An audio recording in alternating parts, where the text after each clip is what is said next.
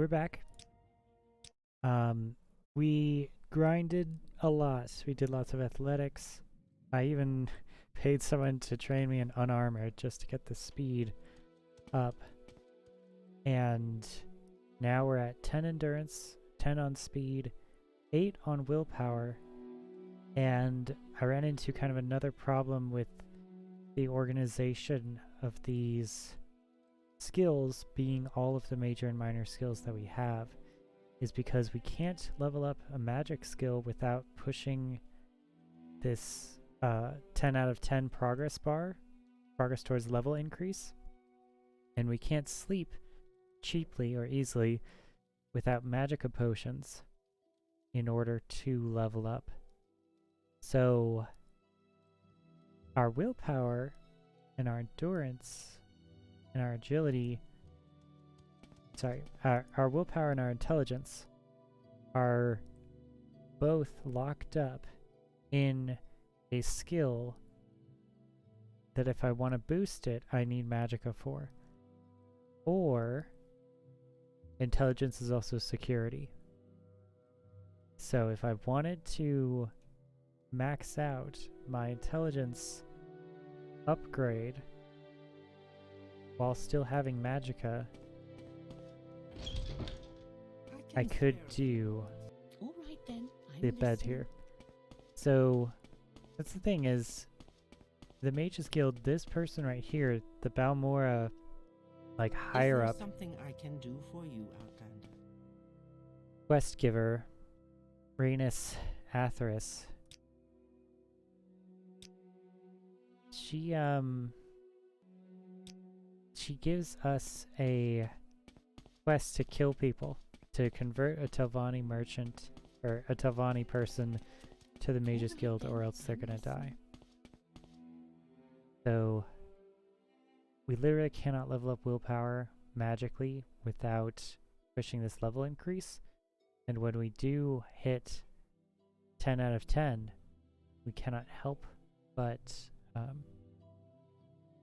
sleep. Or in order to increase our Magicka, we have to sleep. So we're going to do that now. We're just going to sleep through. We're going to get the speed, the endurance, and then the 4 on the willpower here. So this kind of asks this interesting question, which is, it takes 10 of these level ups in order to max out this bar, and that'll give us a +5. So we can save all of the level ups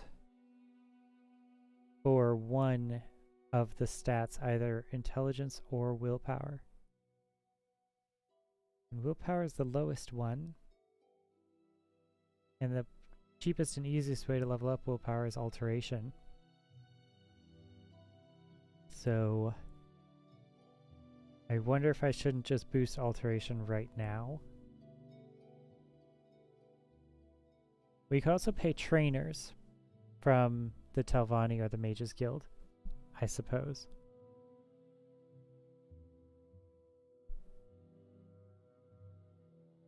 But that is very expensive. We only have 92 gold.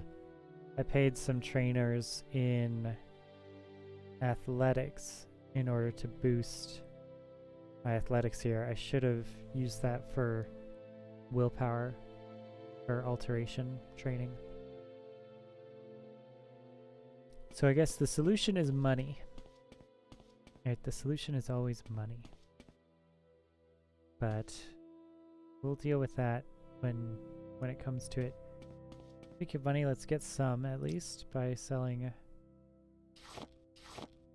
some of the things that we've collected. Not very much. And I suppose I have a moment. What is it?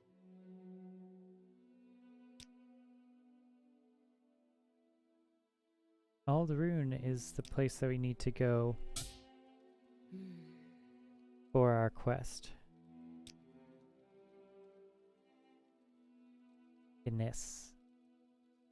Genesis.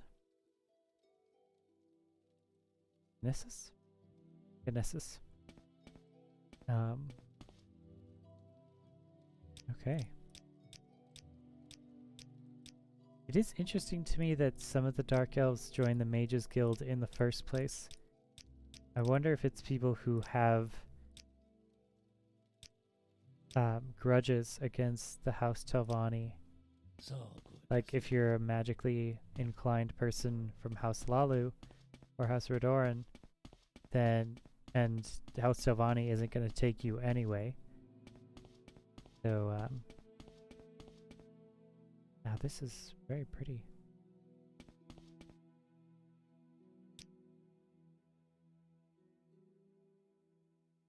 I really just want to get cheap spells that I can cast easily. I'm listening.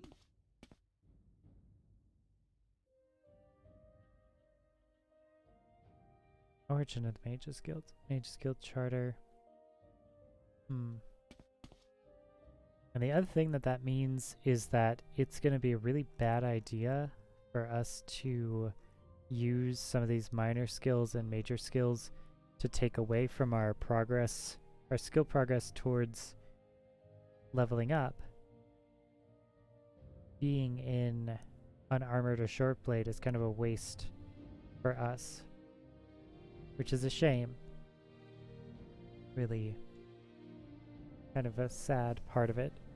So for weapons, that means that we pretty much have to choose between leveling up our endurance or leveling up strength.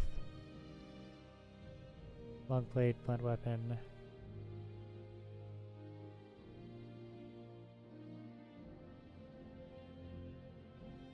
Or marksman, I suppose. I mean, marksman requires ammo, and you have to carry that. I don't really think that that's gonna be worth it for us. Or hand-to-hand, which is speed.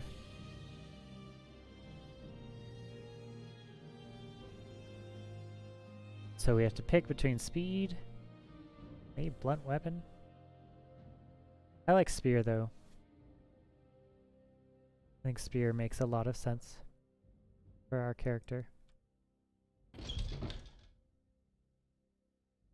Because it's a pretty defensive character. Come on, I haven't got all day to stand around and talk to you. Oh, Redorans. Yeah, Redorans hate us, probably. Rat in the pot.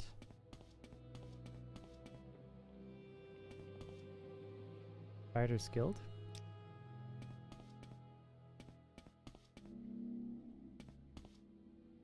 Do kind of wish that it just let us pick up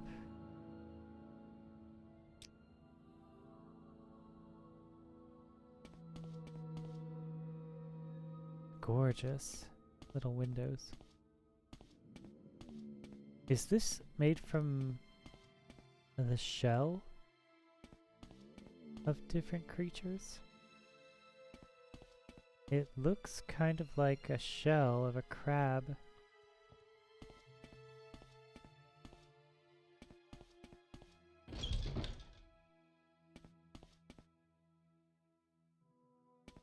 You know,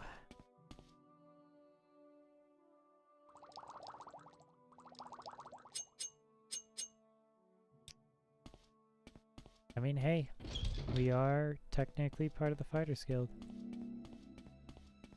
And I bet the Mages Guild has a box that's full of mana potions too that I want. Yep.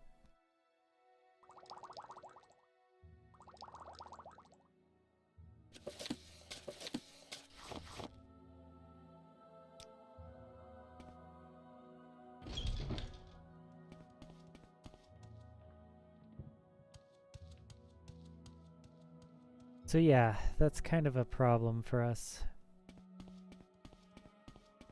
It's making me seriously consider, like, either restarting the character or just kind of committing to not have maxed out stats. Council Club. Is that the Kamana Tong? It might be.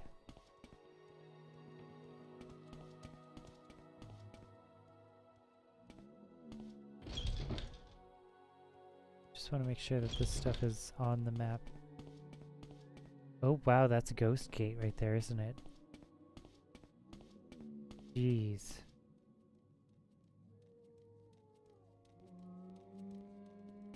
Okay. That's huge. Is this organic? Is this from a shell?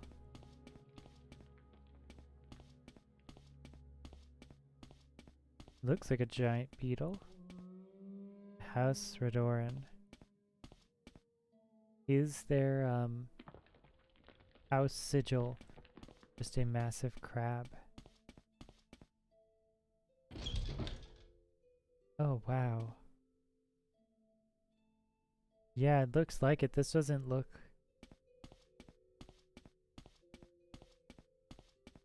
like something that's constructed by humans.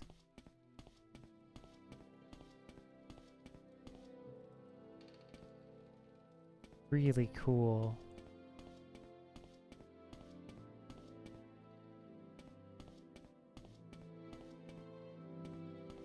It is coming back to me. Oh, how do you get down there?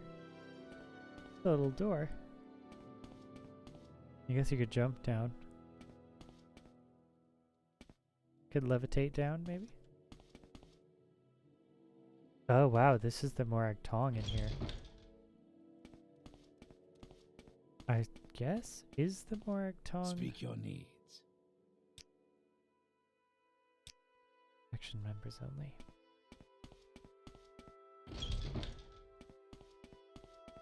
I thought the Morag Tong was associated with House Lalu, but maybe that's just because we went to visit them in Valmora. Maybe there's, you know, there's just one of them at every central location for the major houses. I wonder if Aldrune is the central location for House Redoran.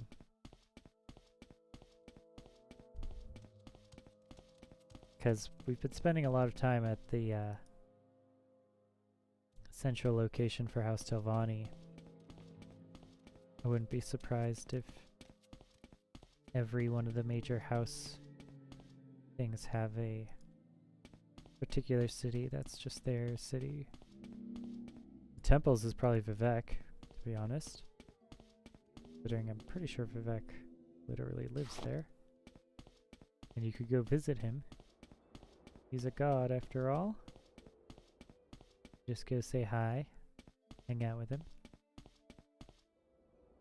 Some people like to kill him, or try to kill him. Always a fun D&D to try to kill gods. A bit of a trope, to be honest. I like to kind of have my D&D campaigns be a little bit more restrained and a little more realistic. And, you know, some would say it's boring, but I just say it's classical. Interesting.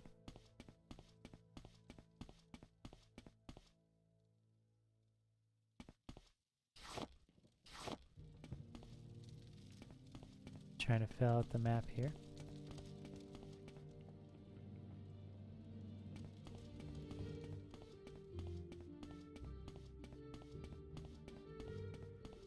Sometimes the square won't show up on the map unless you go inside. Dunmer Temple. Ah. Kind of an interesting way to say that.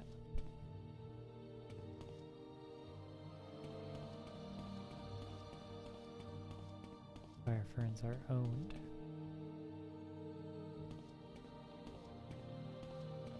Okay. Interesting.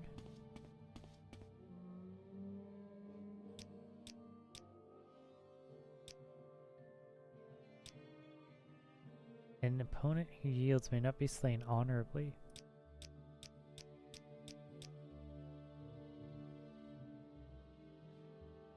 It's from lack of faith and a love of sin. All this talk of bad dreams and bad omen superstition, just a sign that people abandon the temple and fall into greed and wickedness. Okay. Temple Pilgrims Hostel. Temple Affairs Office. I am getting rid, at least, of the compulsion to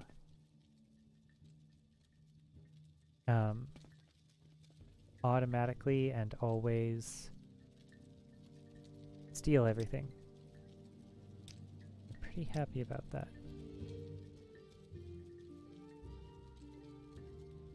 Two, 100 condition, 75 condition.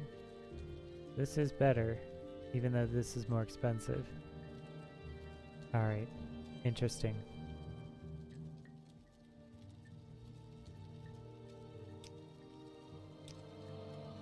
Yeah, there's very little shortcuts that are always true in Morrowind. You really have to check everything. We're gonna read this book. It seems fancy. It seems like it's maybe a skill book. But let's save just because we're here.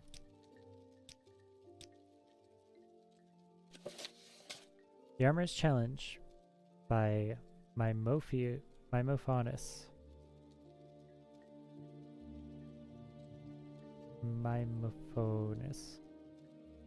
Okay. 300 years ago, when Kataraya became Empress, the first and only Dunmer to rule all of Tamriel, she faced opposition from the Imperial Council, even after she convinced them that she would be the best regent to rule the Empire while her husband Pelagius sought treatment for his madness. Okay, another reference to a mad emperor. There was still conflict, in particular from the Duke of Vengito, Thane Mingulmeyer, who took a particular delight in exposing all of the Empress's lack of practical knowledge. In this particular instance, Kataraya and the council were discussing the unrest in Blackmarsh and the massacre of Imperial troops outside the village of Armanius? The sodden swampland and the sweltering climate, particularly in summertide, would endanger the troops if they wore their usual armor. I know a very clever armorer, said Kataraya. His name is Hazadir, an Argonian who knows the environments our army will be facing. I knew him in Vivek, where he was a slave to the master armorer there, before he moved to the Imperial City as a freeman. Nice. We should have him design armor and weaponry for the campaign. Mingelmeyer gave a short, barking laugh. She wants a slave to design the armor and weaponry for our troops. Sorolus Sakis is the finest armor in the Imperial City. Everyone knows that. After much debate, it was finally decided to have both armorers contend for the commission. The council was elected 2 champions of equal power and prowess, Nandor Beriade and Raphalis Eul, to battle using the arms and armaments of the real competitors in the struggle. Whichever champion won, the armorer who supplied him would earn the Imperial Commission. It was decided that Beriade would be outfitted by Hazadir and Eul by Sakis. The fight was scheduled to commence in 7 days. Sorolus Sakis began work immediately. He would have preferred more time, but he recognized the nature of the test. The situation in Arminius was urgent. The Empire had to select their armorer quickly, and once selected, the preferred armorer had to act swiftly and produce the finest armor and weaponry for the Imperial Army in Blackmarsh.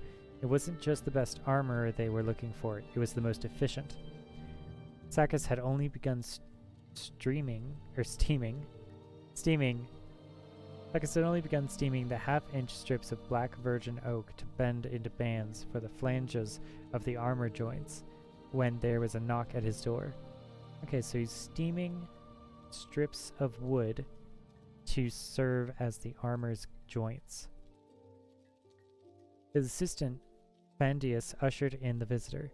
It was a tall reptilian of common markings, a dull green-fringed hood, bright black eyes, and a dull brown cloak. It was Hazadir, Kataraya's preferred armorer. I wanted to wish you the best of luck on the... Is that ebony? It was indeed. Sakis had bought the finest quality ebony weave available in the Imperial City as soon as he heard of the competition, and had begun the process of smelting it. Normally, it was a 6-month procedure refining the ore, but he hoped that a massive convection oven stoked by white flames born of Magicka would shorten the operation to 3 days. Oh, geez. Okay. 6 months for the real way to do it, and he's trying a new system to 3 days. That's a massive investment of time and energy and resources. That also sounds very expensive, I guess. Ebony is not cheap. Sakis proudly pointed out the other advancements in his armory. The acidic lime pools to sharpen the blade of the daikatana to an unimaginable degree of sharpness. The Empire routinely uses samurai swords, like katanas.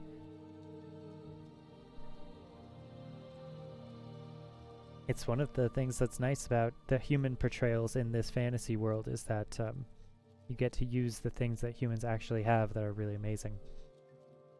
Acidic lime pools, nice. The Akaviri forge and tongs he would use to fold the ebony back and forth upon itself. Hasdir laughed. Have you been to my armory? It's 2 tiny smoke-filled rooms. The front is a shop, the back is filled with broken armor, some hammers, and a forge. That's it. That's your competition for the millions of gold pieces in Imperial Commission. I'm sure the Empress has some reason to trust you to outfit her troops, said Strolius Sakis kindly. Oh, nice, not underestimating your enemy. He had, after all, seen the shop and knew that what Hasdir said was true. It was a pathetic workshop in the slums, fit only for the lowliest of adventurers to get their iron daggers and cuirasses repaired. Sakis had decided to make the best quality, regardless of the inferiority of his rival. It was his way, and how he became the best armor in the Imperial City. Always do your best. Maximum effort. Out of kindness, and more than a bit of pride, Sakis showed Hasdir how, by contrast, things should be done in a real professional armory. Okay, a bit of cultural elitism here. The Argonian acted as an apprentice to Sakis, helping him refine the ebony ore and to pound it and fold it when it was cooled. Oh, wow, he used him as a slave again? As an apprentice? He put him to work in his shop. Out of benevolence, of course. Such an Imperial. And to pound it and fold it when it was cooled. Over the next several days, they worked together to create a beautiful daikatana with an edge honed sharp enough to trim a mosquito's eyebrows, enchanted with flames along its length by one of the Imperial battle mages, as well as a suit of armor of bound wood, leather, silver, and ebony to resist the winds of oblivion. Wow, nice. On the day of the battle, so they're not going to oblivion, this is just an expression to resist the winds of hell.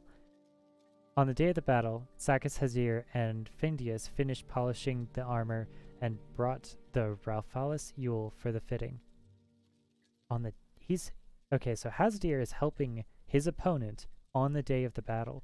Did he work on his stuff at all? Hasdir left only then, realizing that Nandor Barade would stop by his shop shortly to be outfitted. The 2 warriors met before the Empress and the Imperial Council in the arena, which had been flooded slightly to simulate the swampy conditions of the Black Marsh.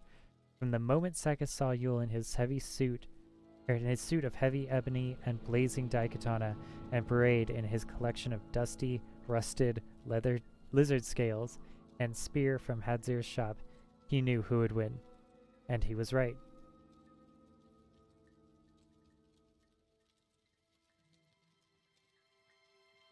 Sakis. Sorry, I forgot who Sakis was.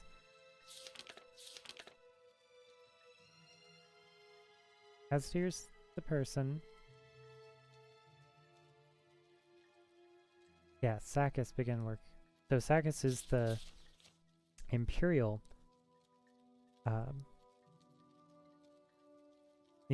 Armour. The first blow was from the daikatana lodged in Barade's soft shield. There is no metal trim to deflect it, Before Yule could pull his sword back, Braid let go of the now flaming shield, still stuck on the sword, and poked at the joints of Yule's ebony armor with his spear. Yule finally retrieved his sword from the ruined shield and slashed at Braid. But his light armor was scaled and angled so that the attacks rolled off into the water, extinguishing the Daikatana's flames. When Braid struck at Yule's feet, he fell into the churned mud and was unable to move. The Empress, out of mercy, called a victor. Hazdir received the commission, and thanks to his knowledge of Argonian battle tactics and weaponry, and how best to combat them, he designed implements of war that brought down the insurrection in Armenius. Kataraya won the respect of the council, and even grudgingly, that of Thane Minglemere. Cerolius Sacus went to Morrowind to learn what Hazdir had learned there, and was never heard from again. Okay. I wonder if he was killed or if he just stayed. That he learned what Hazdir taught and he never learned it and he just stayed, or that he was killed in the Black Marsh. I mean, he went to Morrowind. Yes, sorry, he didn't go to Black Marsh, he went to Morrowind. Interesting. Yeah, I love this book. I remember this book specifically. It's a great example of America's lessons that they should have learned in Vietnam, and about warfare is always shaped greatly by the location that it is fought in. And no matter cultural superiority is always an illusion that can get you killed. And imperial armies throughout all of history have had to learn and relearn the lesson of adapting to the environment, listening to the locals, and adopting their practices. As the ghost fence was completely effective, but now we hear reports of encounters with blighted monsters outside the fence. Okay, that's scary.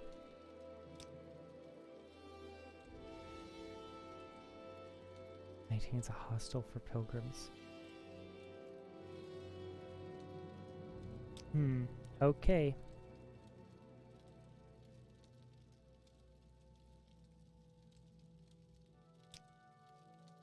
Scar is the shell of the Emperor Crab, Outlander. The homes and shops in the Manor District inside are under Scar. Amazing. I love this game so much. It's so good.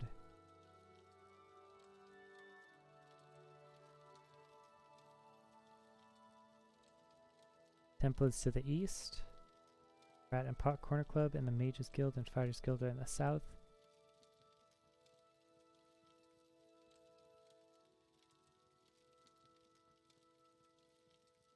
Okay, let's read our book. Okay, so Fields of Camus, I know where that one is. Shrine of Daring. Oh, while we were in Balmora, we should have gone to the Fields of Camus. Okay, well, we missed that.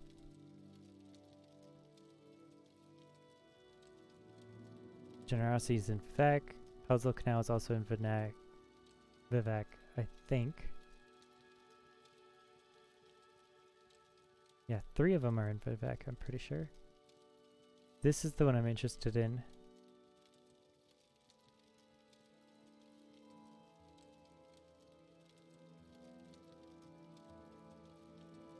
Okay, so it's in Dunmer Temple. That's where we're going. Coal Cave. That was in the southeast, where we were close to. I knew that that sounded familiar.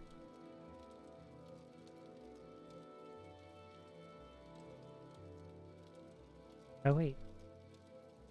Actually, it's close to Guinness? South faces south towards the sea.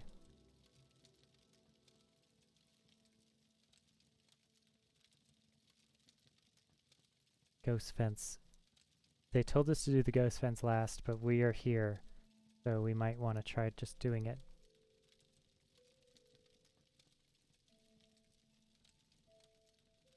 Just northeast of Ghostgate itself.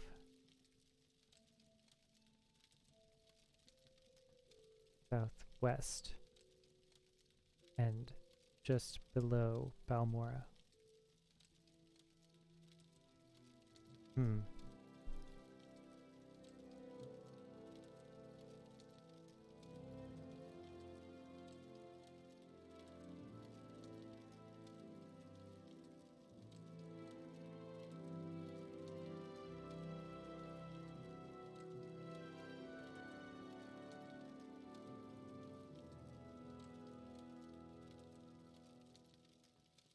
A soul gem.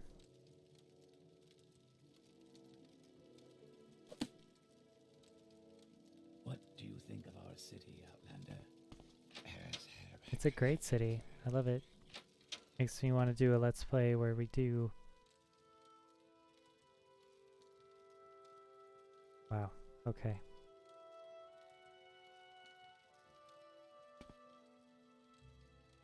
Where we just go to House Redoran. Make a fighter of some variety. Strongest of us live long after death, so that we may guide and protect our children and kinsmen.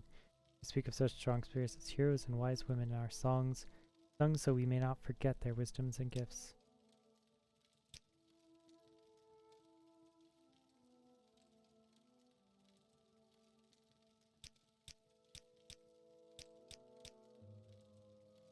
The loathsome ambition. Necromancers and vampires are foul and evil beyond reckoning and must be destroyed. Yeah, I want to be a vampire though.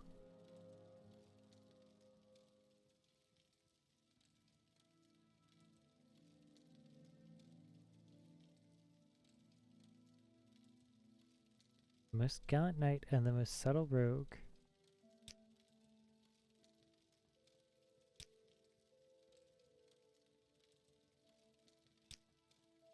Okay.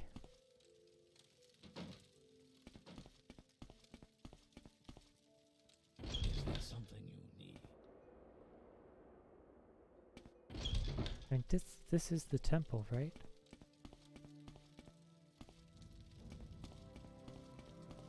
Is there something you need?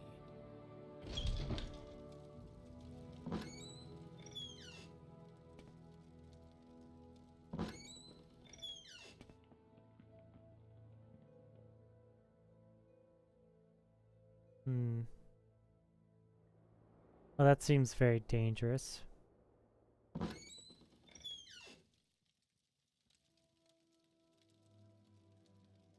Mortal. We read this before, didn't we? Yeah, we did. Yeah. Go ahead, Outlander. What do you need? Okay, so down.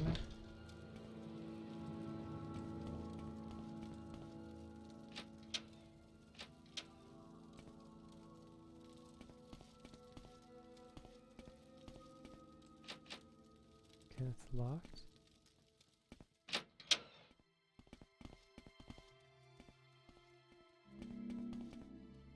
Is that the temple?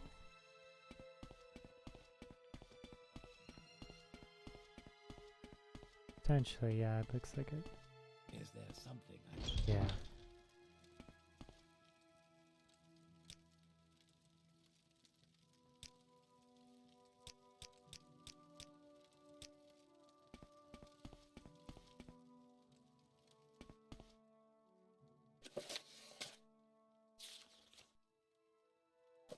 Nice.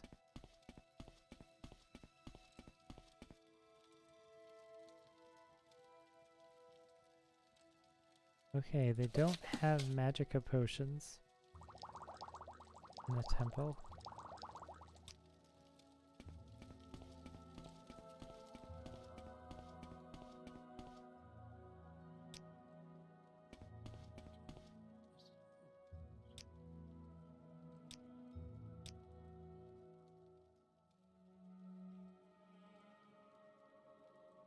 Steal from our kin, strike your kin when provoked, or murder your kin should be cast from us and called our enemy. Do not break your word of honor. Know your place, serve your superiors, and do your duty at the house. Respect the teachings of the tribunal. Defend your house, your people, and your honor. Alright, so they're like religious fighters. That's pretty cool. I like that, actually. Expensive.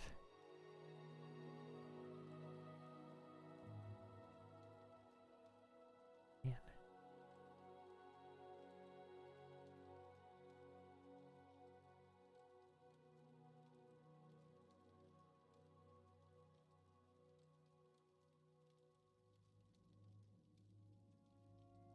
Oh, that's good.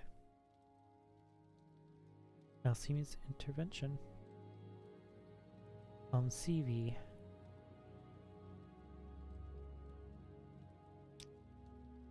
Yeah, the religious spells are very interesting.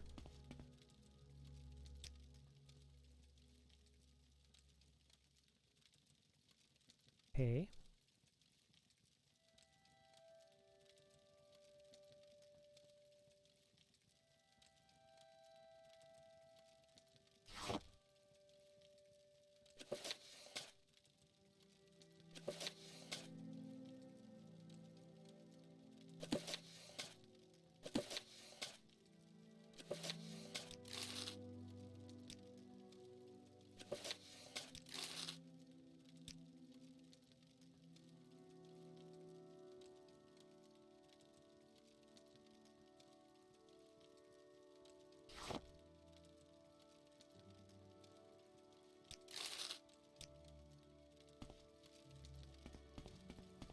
Someone watching me, I can tell. Okay, let's not get too distracted. It's good that we found Alderun. We did a good job in exploring lots of parts of what that is.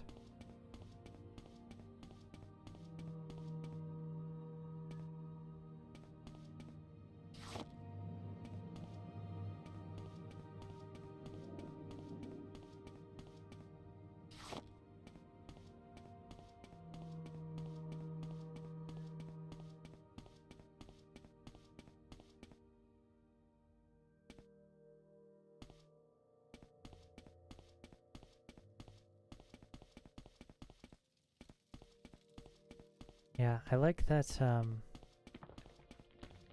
they're all just such different games. Like, they're such different experiences.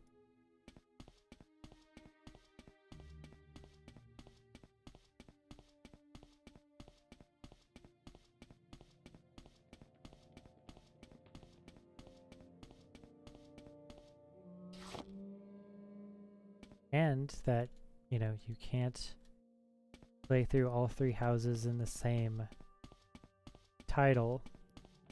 Although I wonder if you can join one house and then get kicked out.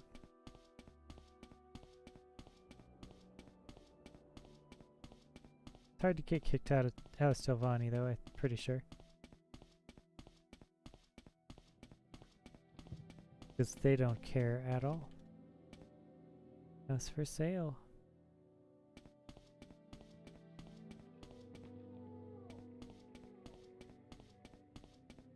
I wonder if that was part of the original game or if that's part of the mod. Morrowind Rebirth mod.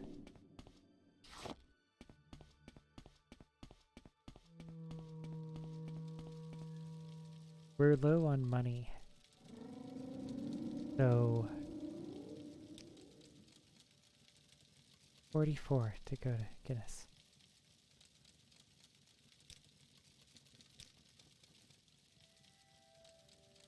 We have 123.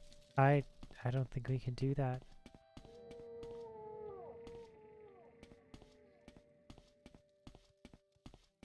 We're gonna have to fight our way there. We're gonna have to walk there the old-fashioned way.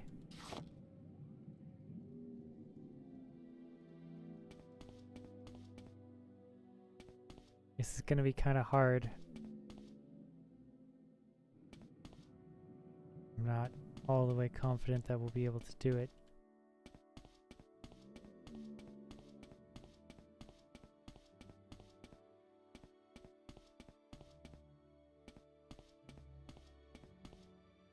Huh, this is interesting.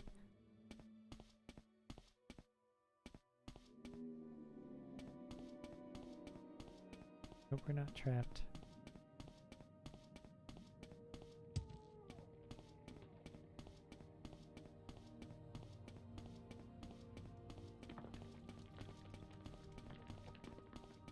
We also need to pick which level ups we want for this level. I'm tempted to pick willpower. Oh, there's an Imperial Legion fort over here, maybe.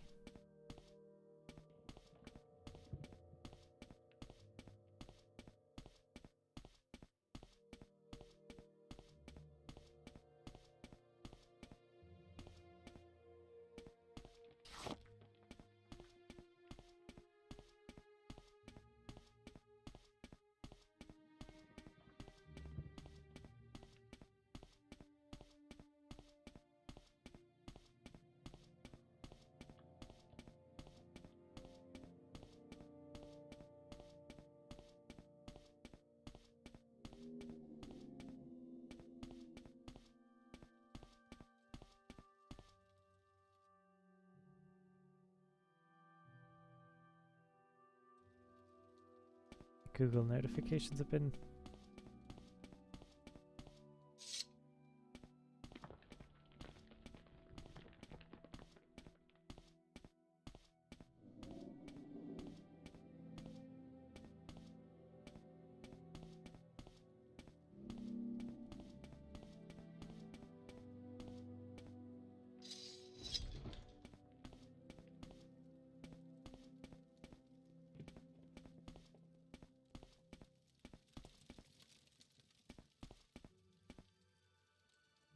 Buck moth.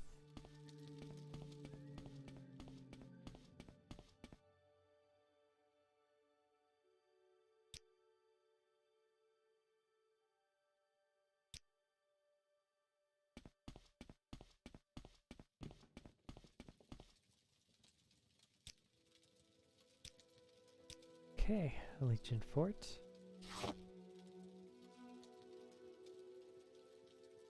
Suppose I'd like to sell.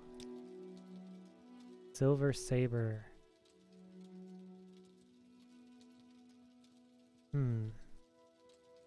Silver Sphere is 10 weight. This is 12. They both do 626. 624. So this is better. Value is 100. I think we might have to do that.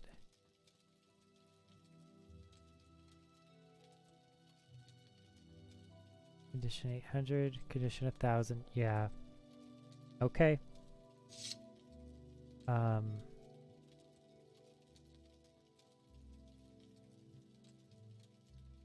Yep.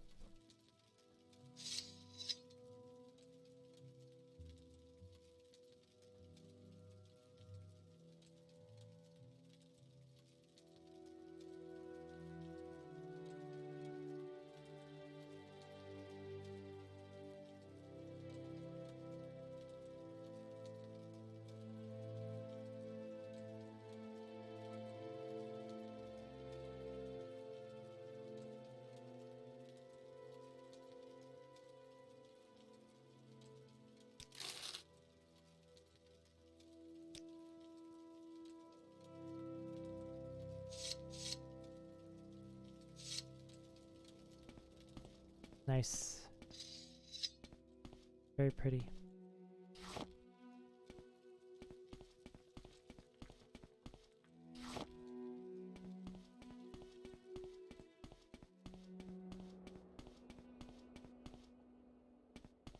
Are there any other alchemy people to sell to?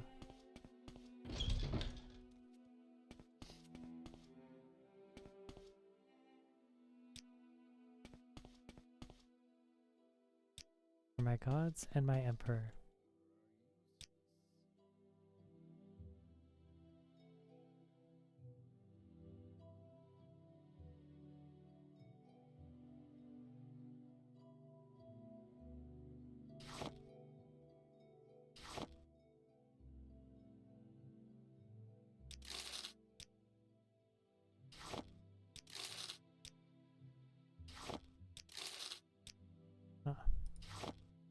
Why doesn't she like me?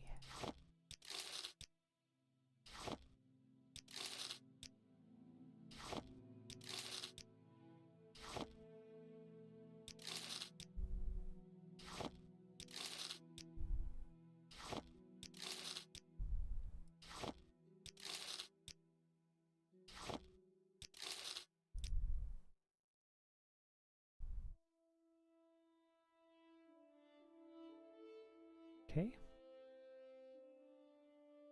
Store health.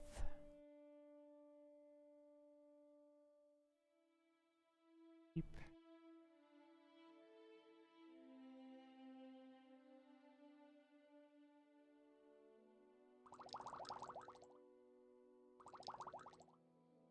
I'm gonna get rid of that.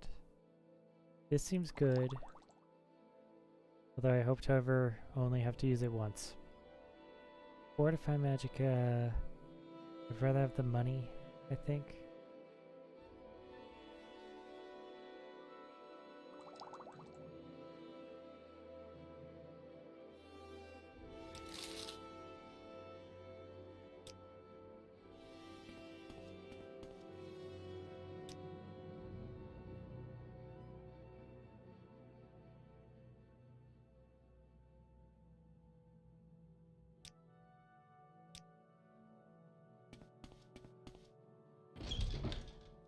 Okay, let's actually, oh, we should have left those at home.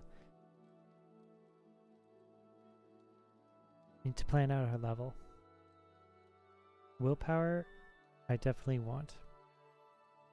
So that means probably not speed. So that means agility is going to be our armor. So let's do agility, willpower, and what else? It'd be hard to do intelligence because intelligence would require security. Strength, potentially?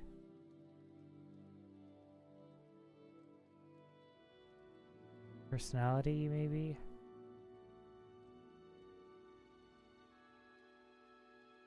Luck, we could go with luck. Ability, willpower. Endurance is the other one.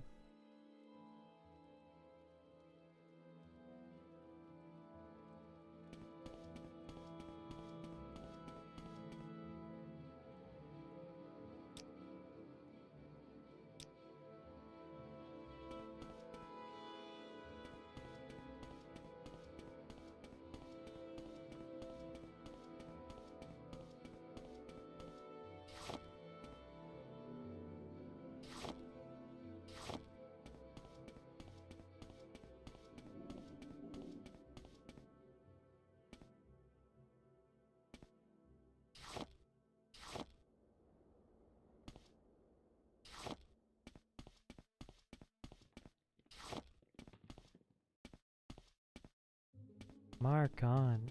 Seems to be up this road also. Just follow the road.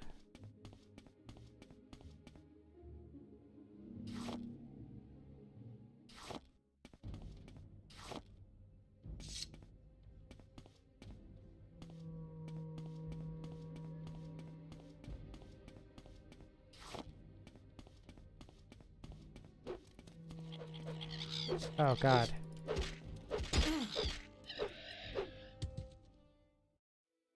Okay.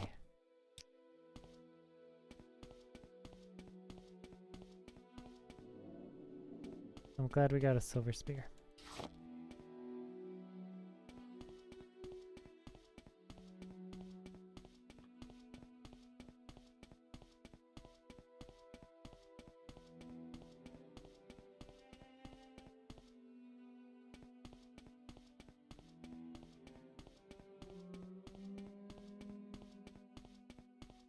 That might be a bandit.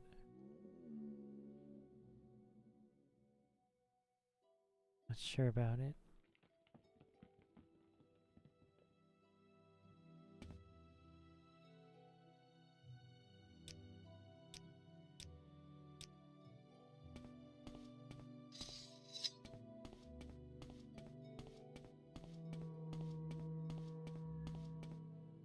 Yes. You there, yes, you. I'm in need of an escort. You'll do in a pinch. Ghost fence. I need an escort to Ghostgate Shrine, and I need to be there in 2 days' time. I'll give you a tip when you get me there safely. Haven't got all day, shall we go? Okay.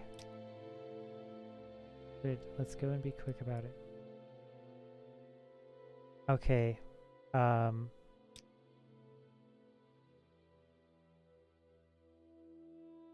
okay.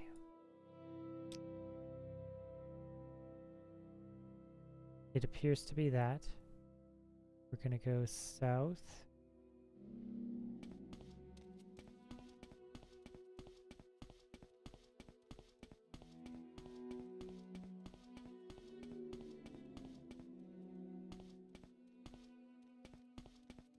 It doesn't look like we can rest very easily because she needs to get there.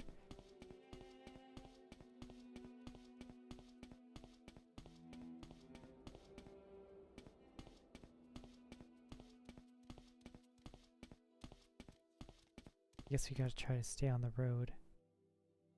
I think this is the safest way.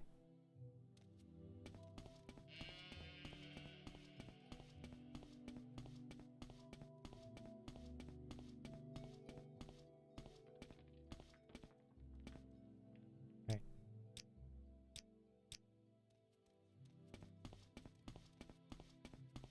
Seems like some Dunmer ruins over here.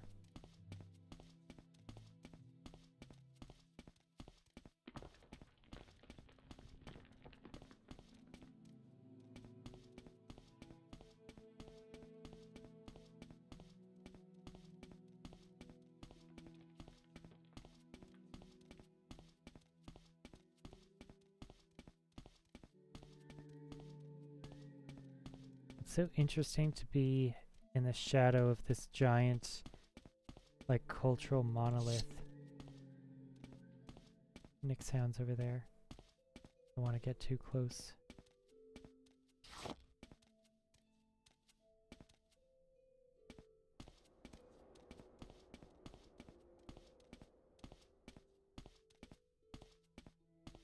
Lots of cliff racers around.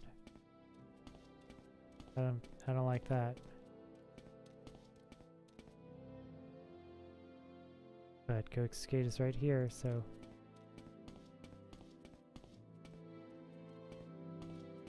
yeah, we're gonna have to fight them.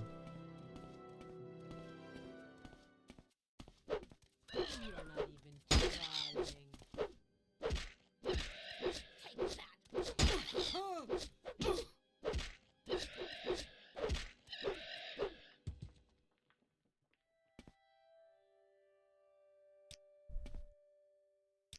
Okay, please, come on.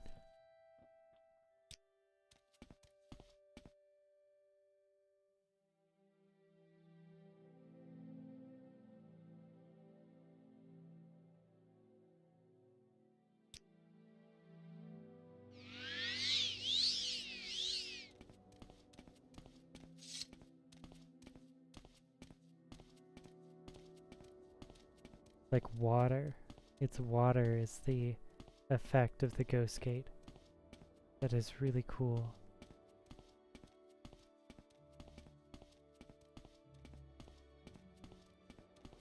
Okay, so this is pretty dangerous.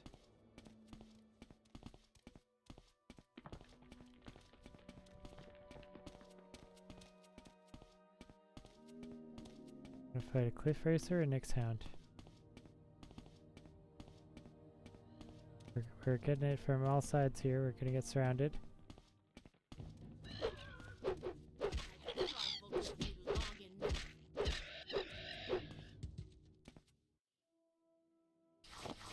Okay.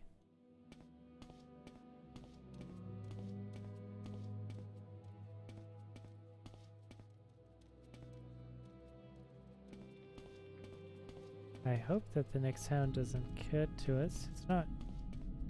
Doesn't appear to be hostile to us. That's great. Or is it? Oh, it's a cliff racer. This round. Okay, not bad. Spear.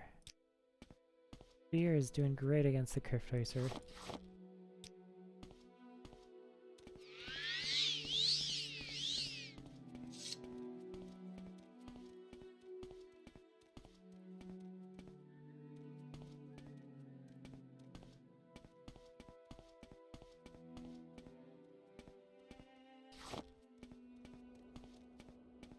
Yeah, she was right to hire an escort. Very interesting that she seems extremely imperial. I don't think that she would be part of the temple. She seems like she's part of the imperial cult. Wow. That sound. So, temples used to have ghost fences for themselves. And then they put the ghost... They basically took all the ghosts and made them part of the big ghost gate for Dagathur. And now, even that is failing. So, the ghost gate used to be 100% impenetrable, according to the temple. But recently, Redoran has cited examples where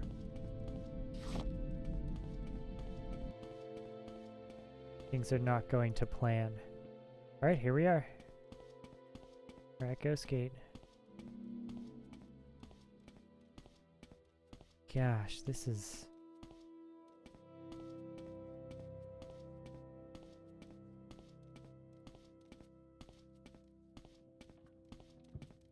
This is pretty nuts. And the book told us to take this path all the way down to Balmora.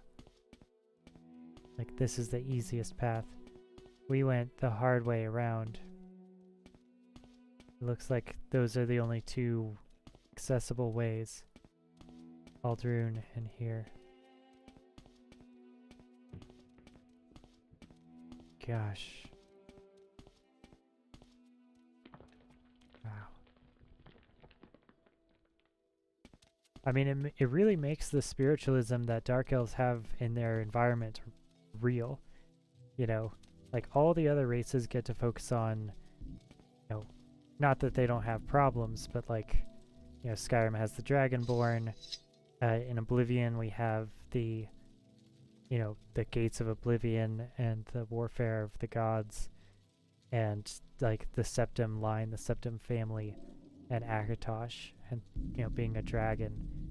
But this is just a whole nother world.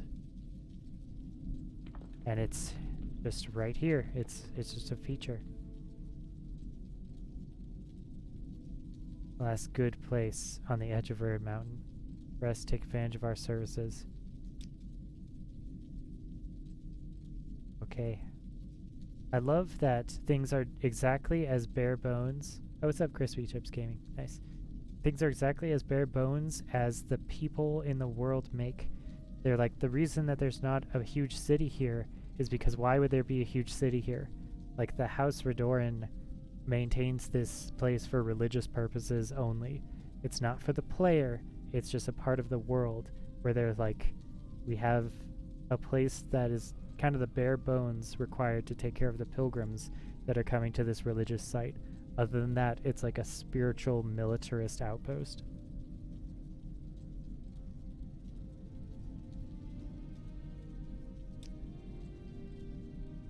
I'm not sure what a Buoyant Armiger is. I think they're the military faction of the Tribunal Temple. Many dark tales come from the mouth in the month of Hearthfire. Vampires and lost children, Deja worshippers and blasphemes. At least I heard of no unfortunate tales during this past Talos. Is that Halloween? Is it Hearthfire right now? Yeah, it's 25 Hearthfire. That's cool. I forgot that they took care of this. We've spent 41 days in game. I wonder if different things happen. This gate consists of two towers. The Tower of Dusk, the West Keep, and the Tower of Dawn, the East Keep. The temple between the two towers, and a tunnel beneath the temple leading up to the Foyota Esanada into Red Mountain. Redoran, hostile and buoyant armatures barracks are in the Tower of Dusk. Temple services and ordinator barracks are in the Tower of Dawn. So Tower of Dawn is east. We want to go east. Pilgrimage Shrine lies west of the stronghold along a path. Okay. Is it inside?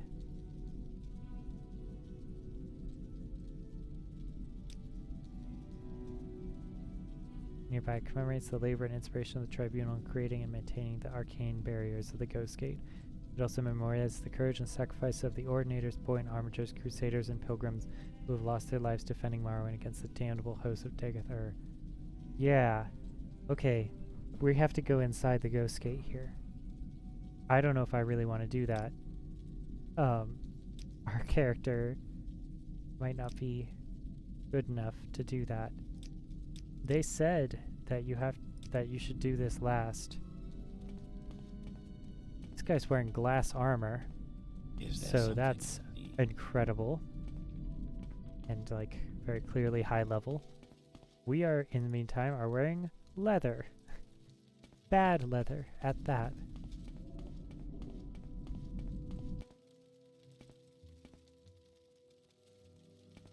Okay. This lady has not told us we're done with our escort quest. I think she means all the way to the shrine.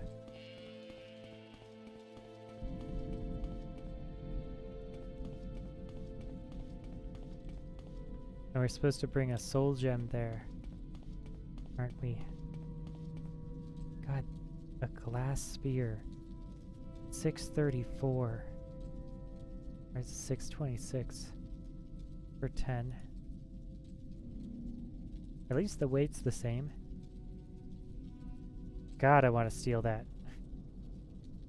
Okay.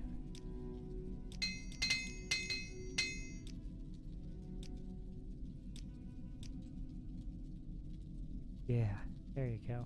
3,000 gold. An ebony dagger too. Not bad. 4 to 16. 4 to 5. Okay. The fast attacks are the same. Hi. What happened here? My name is Badar Darvel. Are you looking for someone in particular for services for a specific place? Are you going pilgrimage here? What's taking so long? I need to be there the next day and a half. Hurry up, would you?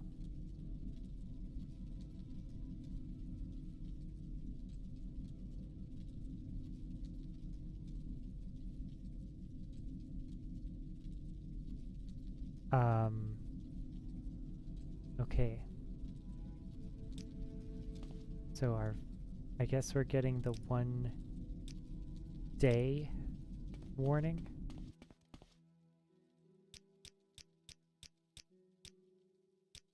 Go ahead, Outlander. What do you need?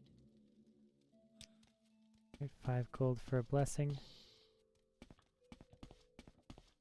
I guess we just have to go. Can't really explore, we just until our escort mission is done.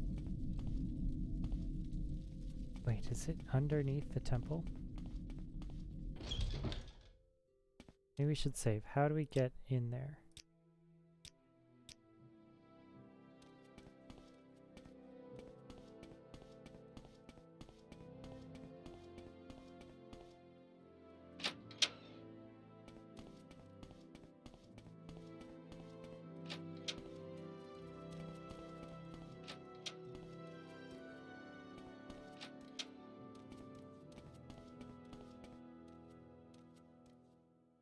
This is the temple.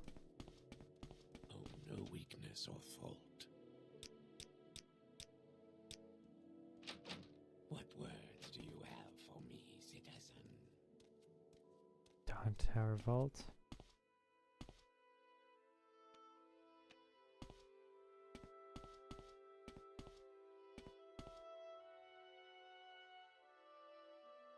Got a long way to go.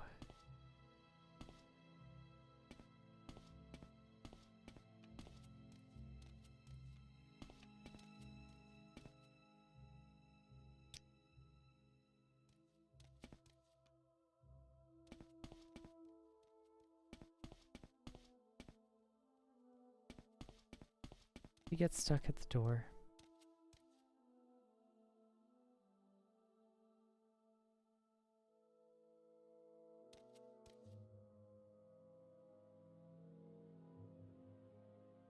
Okay.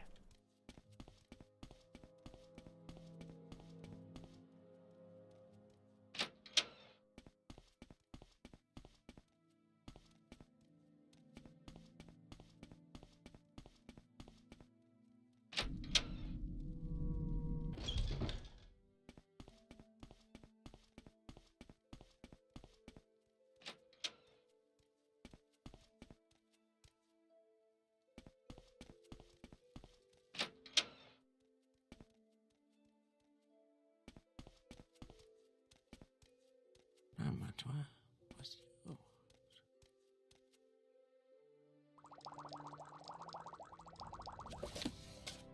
Alright, well.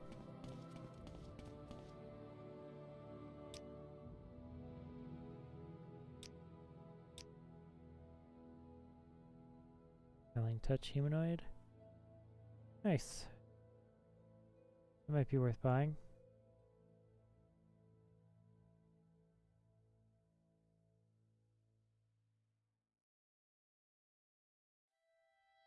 Turn it at 50 for 10 for 8.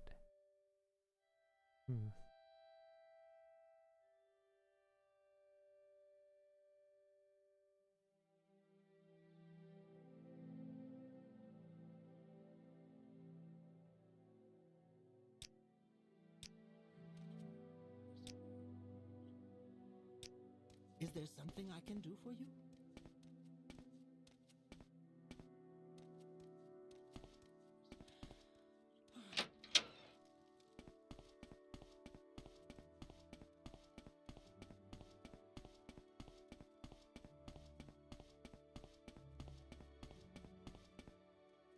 I guess my question is, how do I get inside?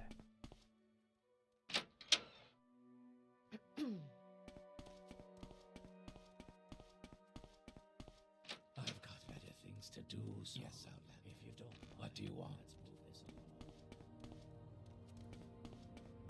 Is there something you need?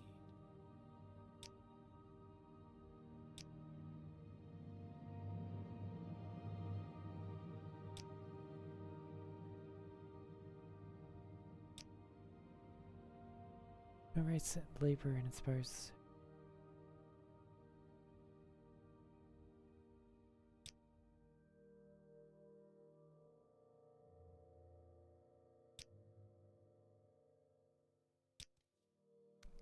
How do I get to it though?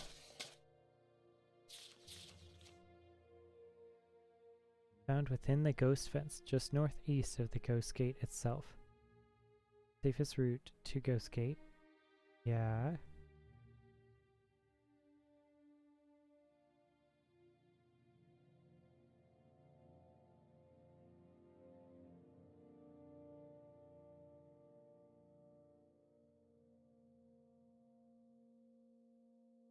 Leave a soul gem. I wonder which type of soul gem. Okay, Outlander, but make it quick. Let's move this along.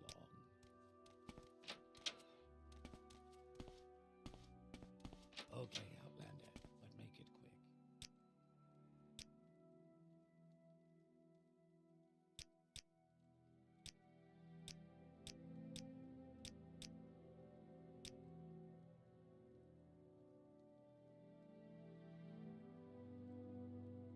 Tunnel beneath the temple. Oh, okay.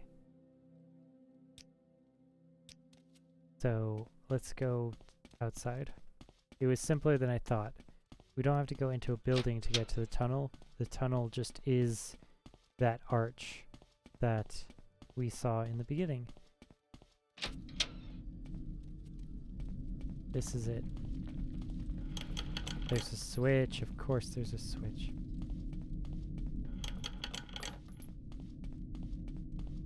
Okay. Oh, Jesus. There they are. Alright, little girl. Yeah, jeez. Of course. We get attacked the second we get inside. Oh, and everything's all red. That's cool. And he's a blighted cliff racer. Of course he is. And it's a blight storm. Of course it's a blight storm. Why wouldn't it be? What did they say it was? Northwest, right? Northeast.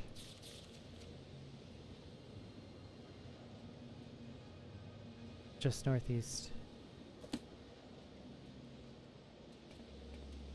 Where's that shrine again?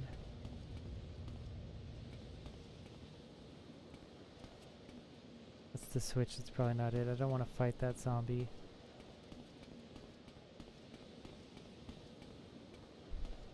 That must be it. We really don't want to be outside during a blight storm. Oh god, it's got a skeleton.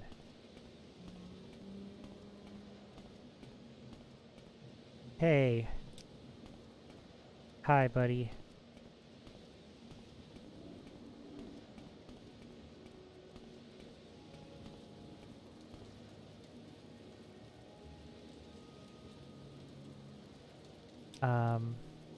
Which soul gem do we have? Petty?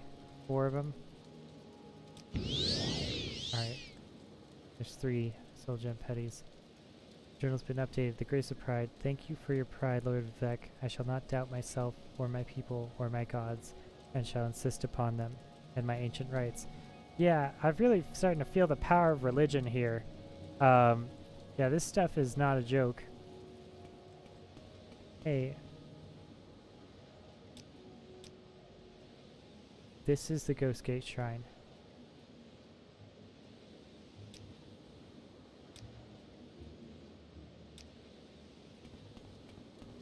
We are here. Oh god. She dies to this cliff racer. Of course it's probably a blighted cliff racer as well.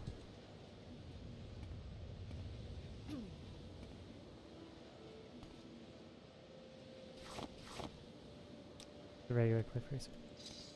Don't just say ahem to me. Is she stuck?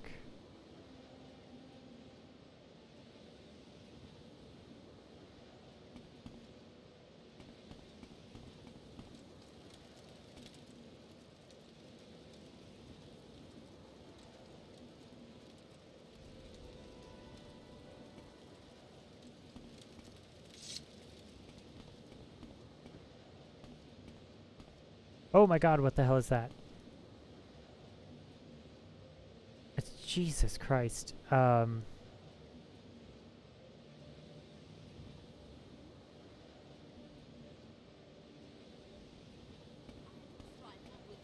she's going right in.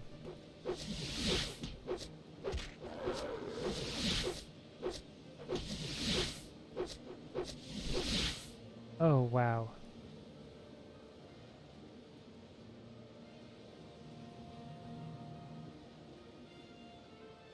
Okay, there's, yeah.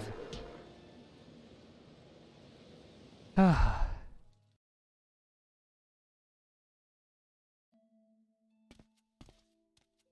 I mean, we were there. I don't know why the quest isn't giving it to me.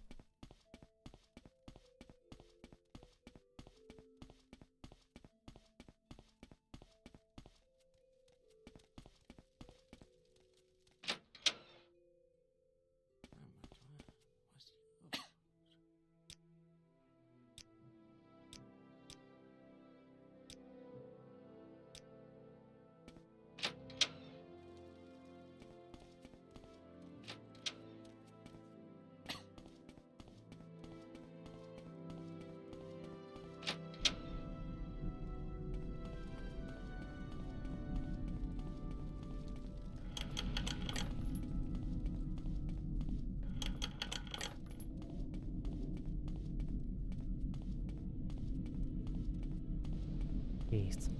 That's him, isn't it?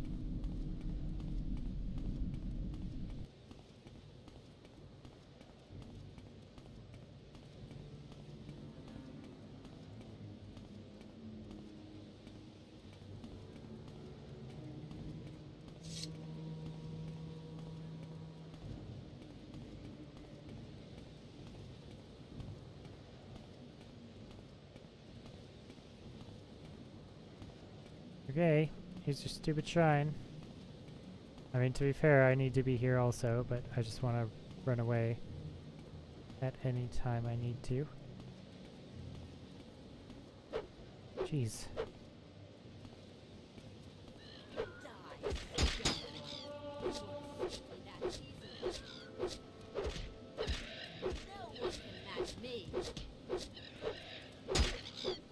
She says no one can match her. I'm not 100% sure if that's accurate. Seems like a few people can match her.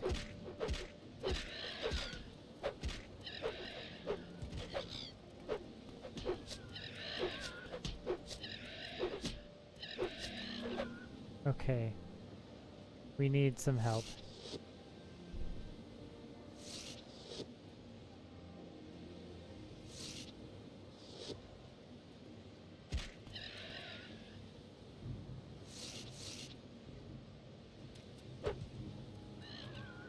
Oh.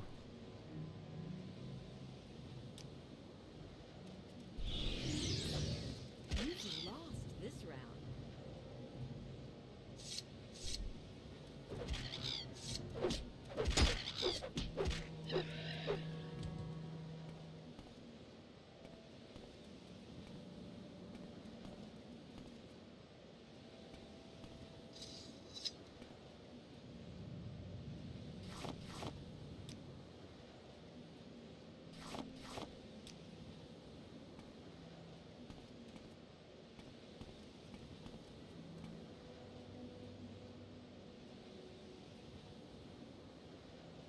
We need health.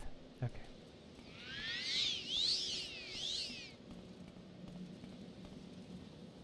There it is. Well, we've arrived. Surprisingly enough. Use your tip. Now leave me 100 gold. Okay. I mean, good luck, lady. Did we rob it?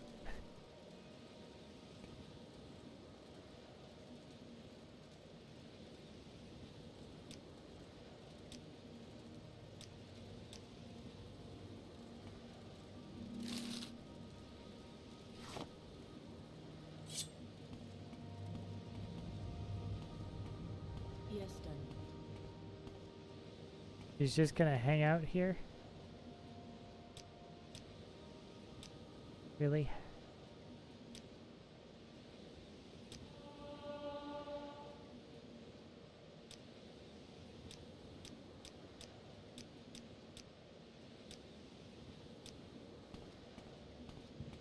Okay. Well, yeah, this is pretty bad. I now know why everyone makes such a big deal about the ghost fence here. Now, the temple's got some stuff that it needs to work on there. Jeez.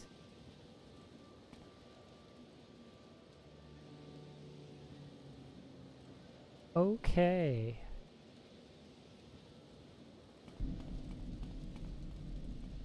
Is there something I can do for you?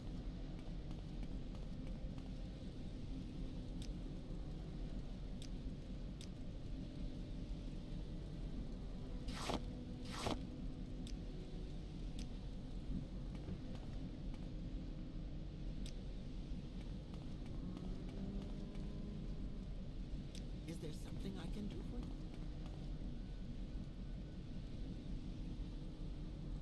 25 points, Ghostgate Shrine Shield. Not bad as far as blessings go. 50 points of Magicka. Amazing. That's so strong.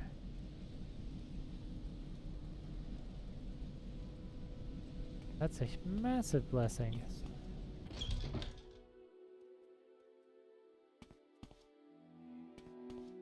Simply fantastic.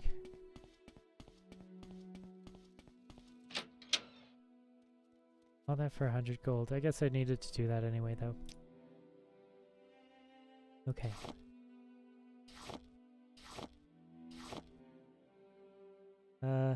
We are saving the yams.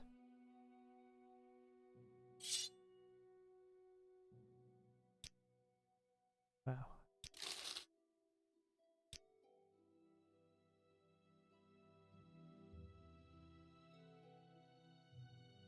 Faintly touch. So good. Turn undead 50 for 10 for 8.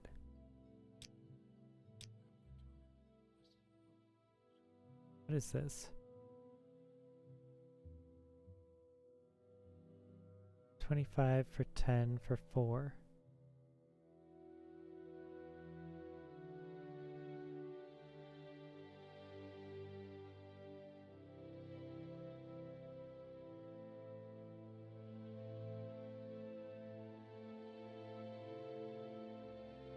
Then turn undead 20 for 10 for 5.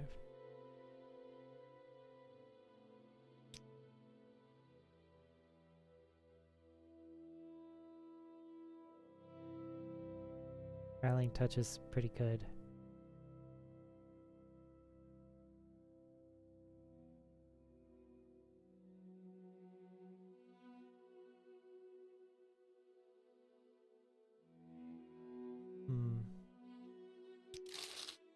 Get the cheap ones at least.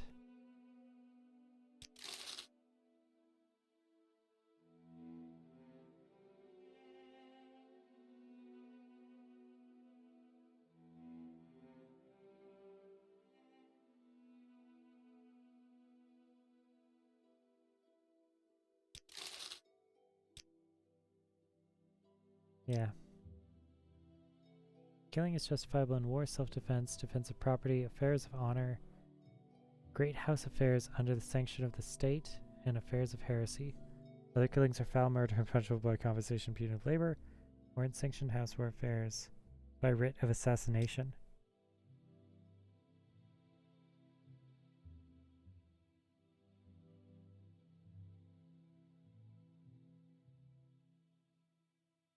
Justifiable but unnecessary or cruel killing is sinful.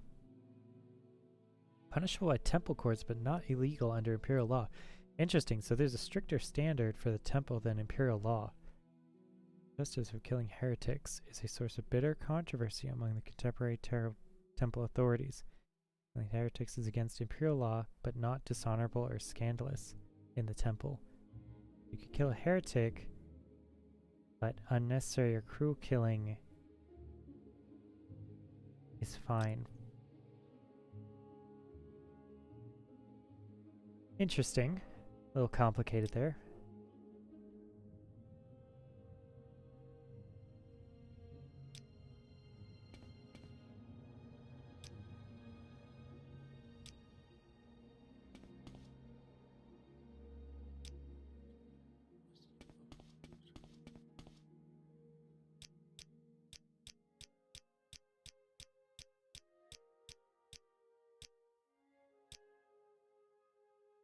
There are no travel services out of Ghostgate.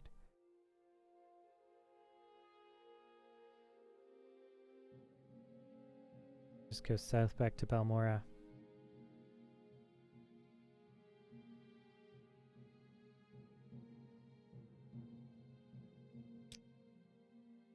Okay. There's lots of books in here. I'm a little wary of them. Book of Dawn and Dusk.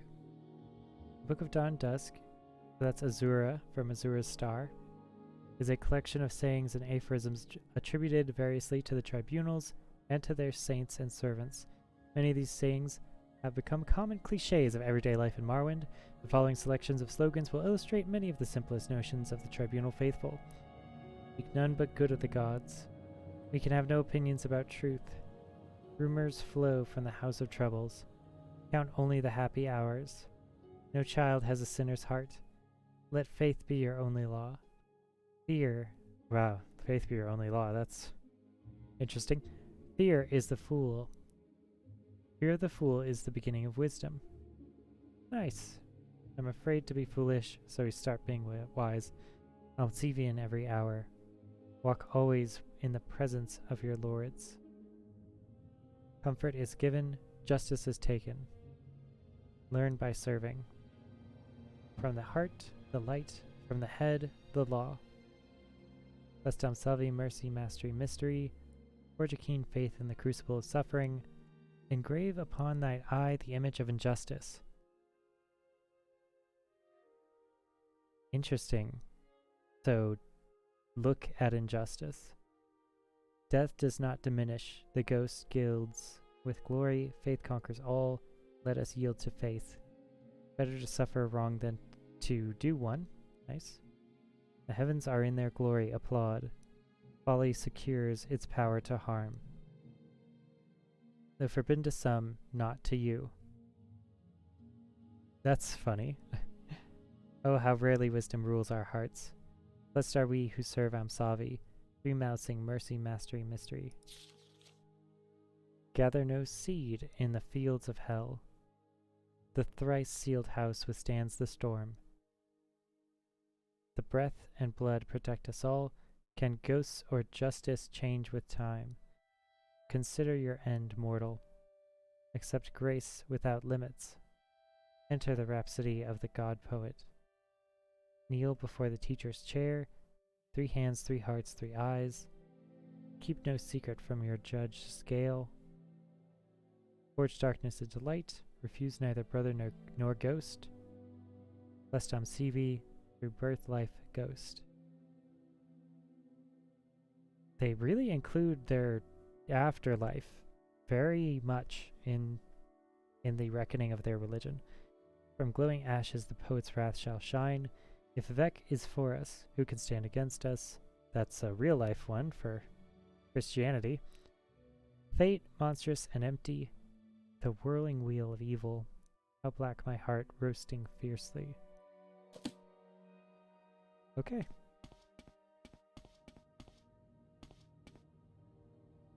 Now still there,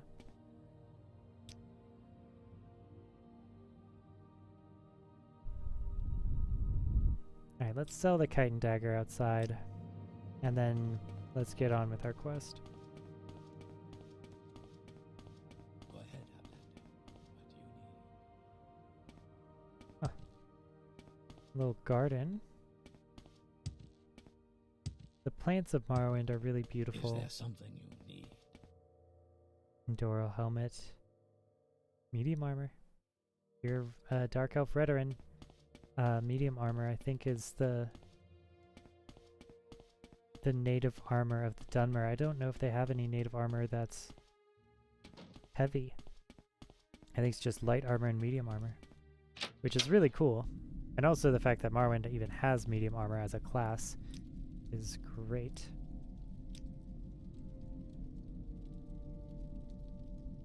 Sell the kite and dagger. I believe this is also a kite and dagger. 224, 224, 200 condition, rate the same. Yeah, this is also a kite and dagger, so only worth 1. Okay. I guess let's do this, right?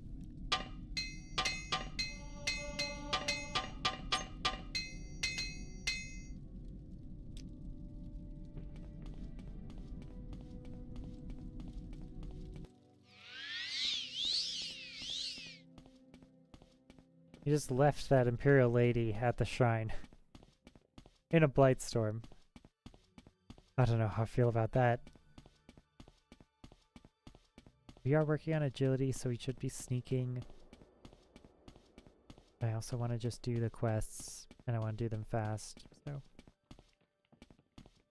we'll try it. Try sneaking through stuff.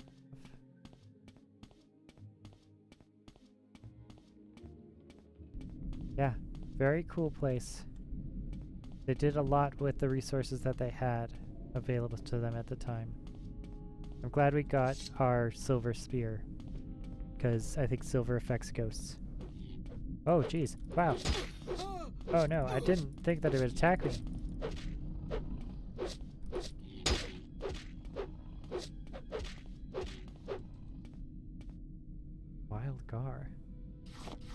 gar meat.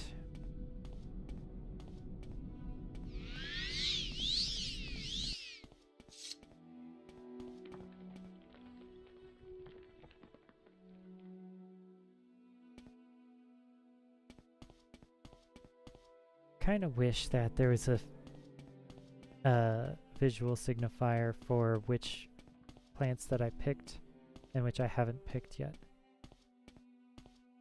Something that's very nice about the other Elder Scrolls games. It's a little harder for this one. Maybe we should go away from the Ghostgate. There's a lot of enemies around here.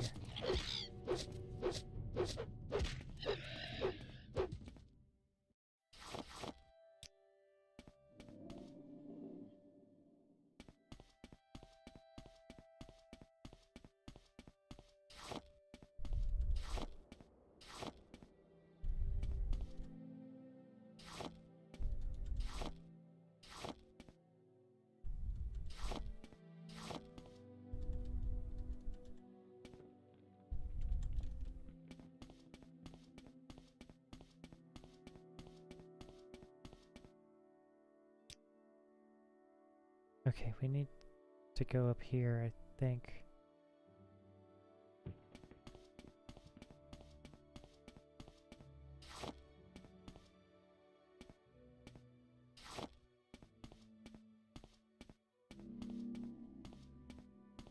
Right, this cliff racer.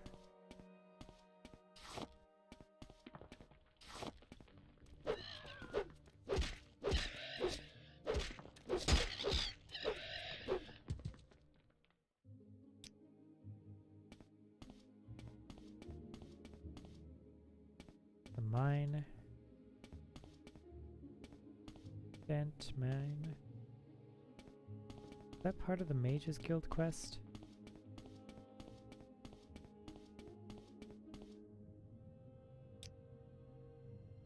Okay, let's go inside it. Just to put it on our map. Okay.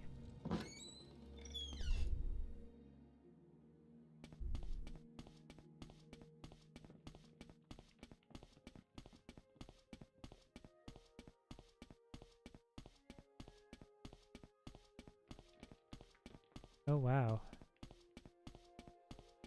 Dunmer Fortress? This map is so chock full of stuff.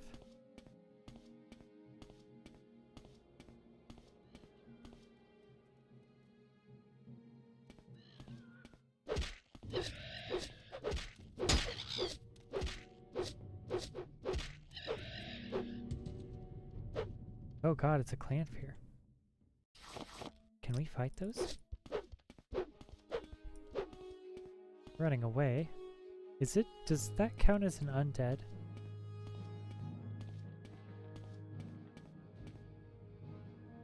And an orc. I'm not sure if that orc is friendly or not. Hang out in the Dunmer ruins, they're probably bandits.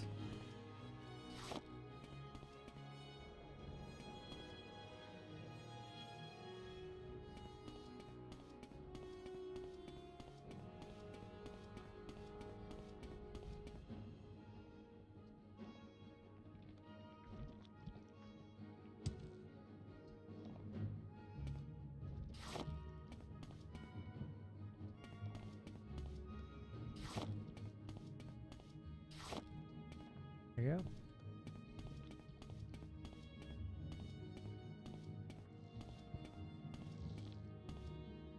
Oh, jeez.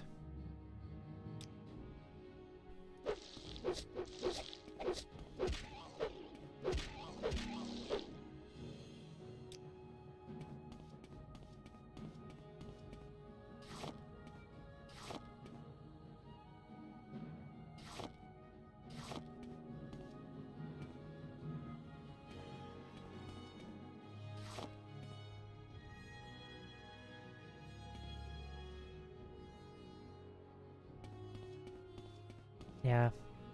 I really should have kept Fargoth's ring. Would have been really nice.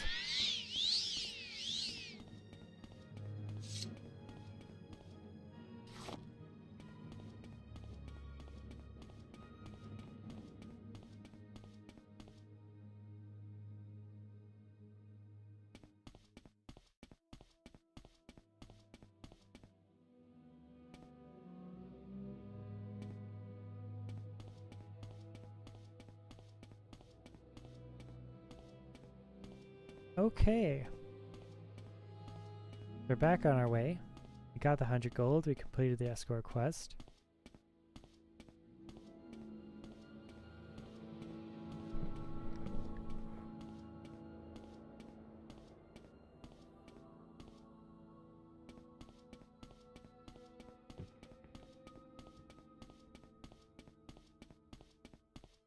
Should pick up some muck. At least one.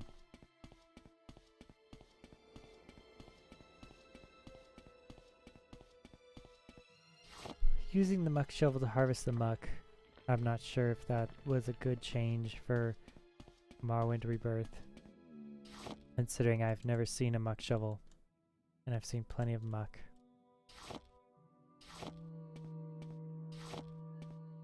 Next hound.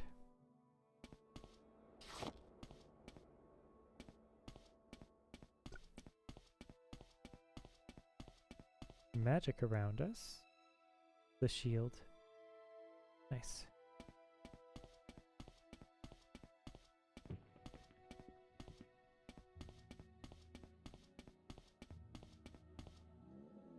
This is the front gate to Aldrune.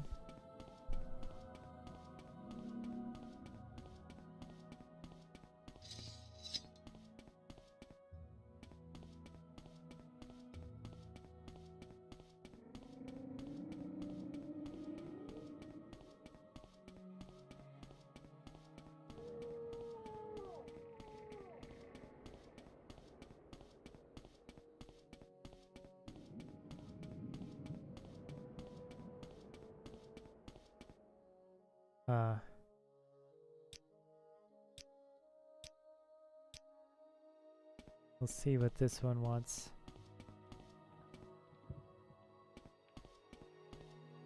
Not 100% sure. If it's the same quest to Ghostgate, we're not going to do it. Lanu Indaran. Getting our fatigue back. Can you help me? My husband and I was traveling through here and we were attacked by a pack of wild Nyx hounds. I released 3 of them. They seemed to come out of nowhere. My husband, Dark Indaran, tried to fight them off. They were just too much for him, and he was forced to flee. I tried to play dead in hopes the hounds would find no sport in me. I just hope I can find Daryl before the hounds come back. Okay. I'll look for your husband. The hounds seem to have hurt him. If I remember correctly, he ran off west, but in all the confusion I can't be sure. Okay.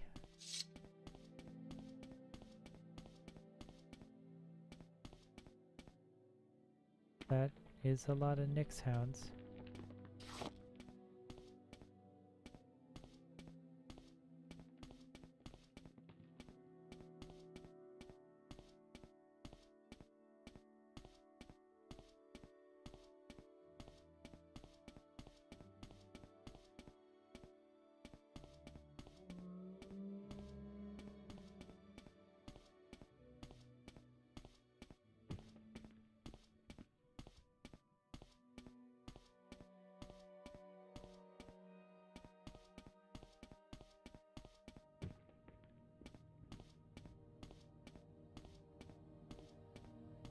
Okay, there's a rat.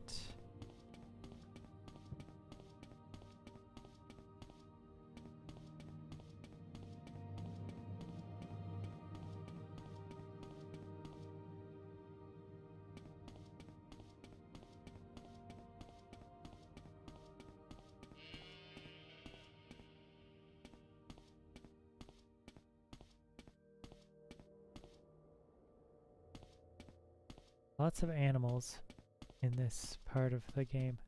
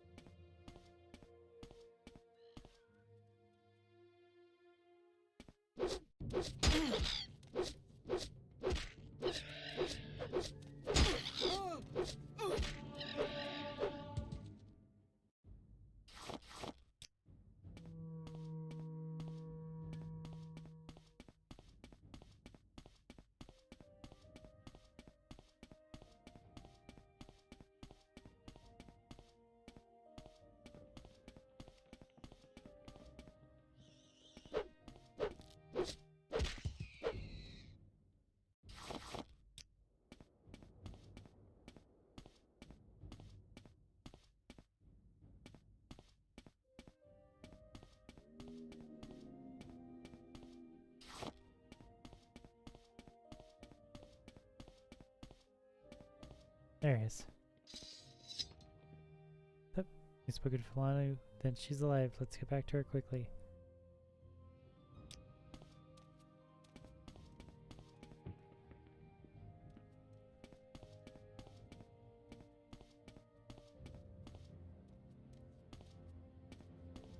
Is that a camp up there?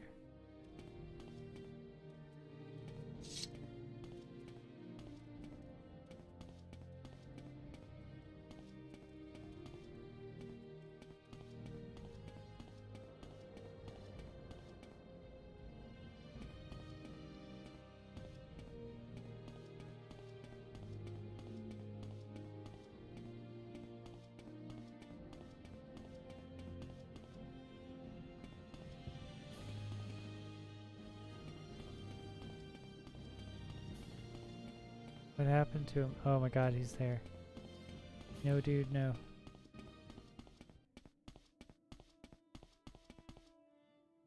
God damn it. Okay. No, no, dude. Come on.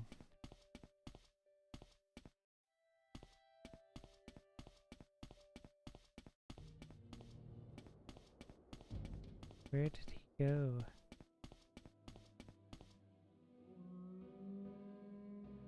He's bugging out.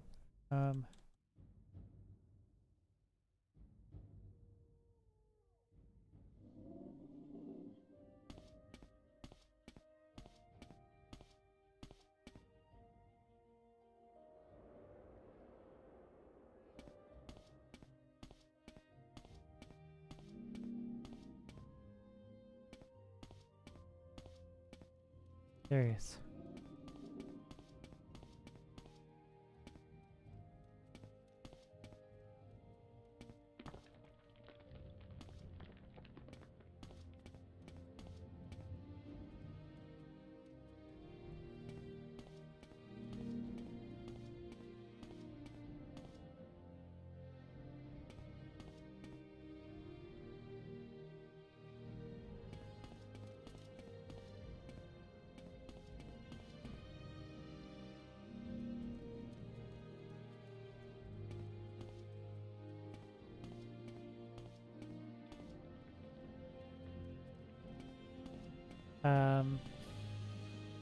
I don't know where he is.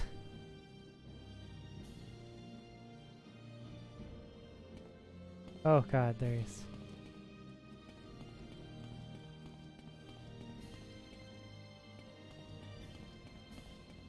A little bit of a weird game still.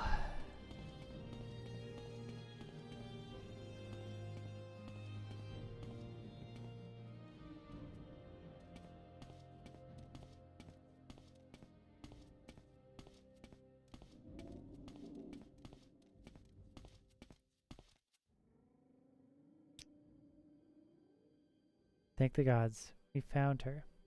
I never thought I'd see her again. You finding me is truly a blessing. Thanks so much for your help. I wish I had more to offer you. Please take this book. It has meant so much to the two of us. I can only hope to find as much enjoyment in it as we have. Take care. Dance of Fire Chapter 2.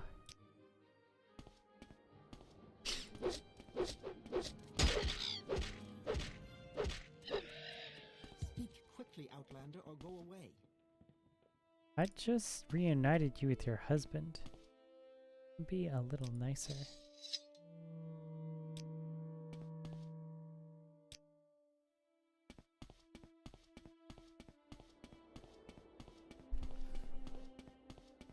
Alright, let's read the book, shall we?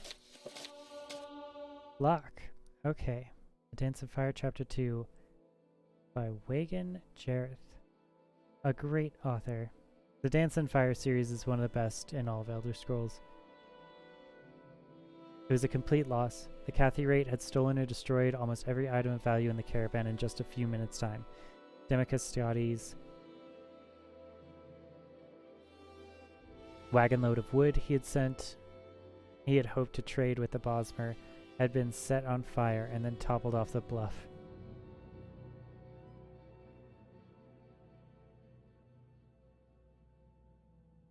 His clothing and contracts were tattered and ground into the mud of dirt mixed with spilt wine. All the pilgrims, merchants, and adventurers in the group moaned and wept as they gathered the remnants of their belongings by the rising sun of the dawn. I best not tell anyone that I managed to hold on to my notes for the translation of the Morrowind play bar, whispered the poet Grave Malin. They'd probably turn on me. Scotty politely declined the opportunity of telling Malin just how little value he himself placed on the man's property. Instead, he counted the coins in his purse, 34 gold pieces, very little indeed for an entrepreneur beginning a new business. Hoi, came a cry from the wood. A small party of Bosmer emerged from the thicket, clad in leather mail and bearing arms. Friend or foe? Neither, growled the convoy head. You must be Cyrodiil's, laughed the leader of the group. A tall, skeleton, thin youth with a sharp, vulpine face. We heard you were en route. Evidently, so did our enemies.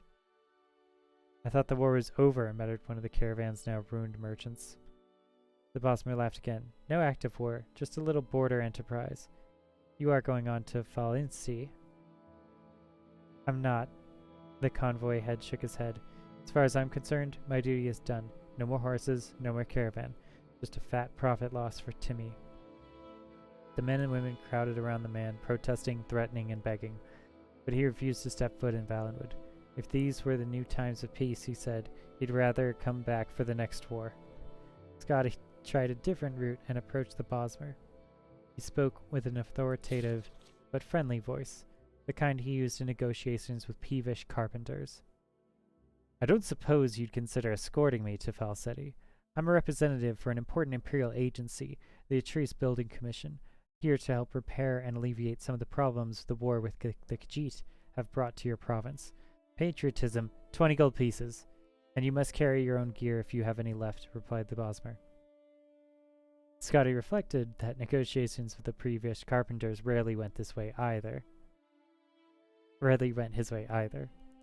Aw, he's bad at mercantile. Or persuasion. Speechcraft, sorry. He's probably good at mercantile. 6 eager people had enough gold on them for payment. Among those without funds was the poet, who appealed to Scotty for assistance. I'm sorry, Griff, I only have 14 gold left over. Not even enough for a decent room when I get to Valency. I really would help you if I could, said Scotty, persuading himself that it was true. Interesting. The band of 6 and their Bosmer escorts began this descent down the rocky path along the bluff. Within an hour's time, they were deep into the jungles of Valenwood. A never-ending canopy of hues of browns and greens obscured the sky. A millennia's worth of fallen leaves formed a deep, wormy sea of putrefaction beneath their feet. Several miles were crossed wading through the slime. Wow, interesting.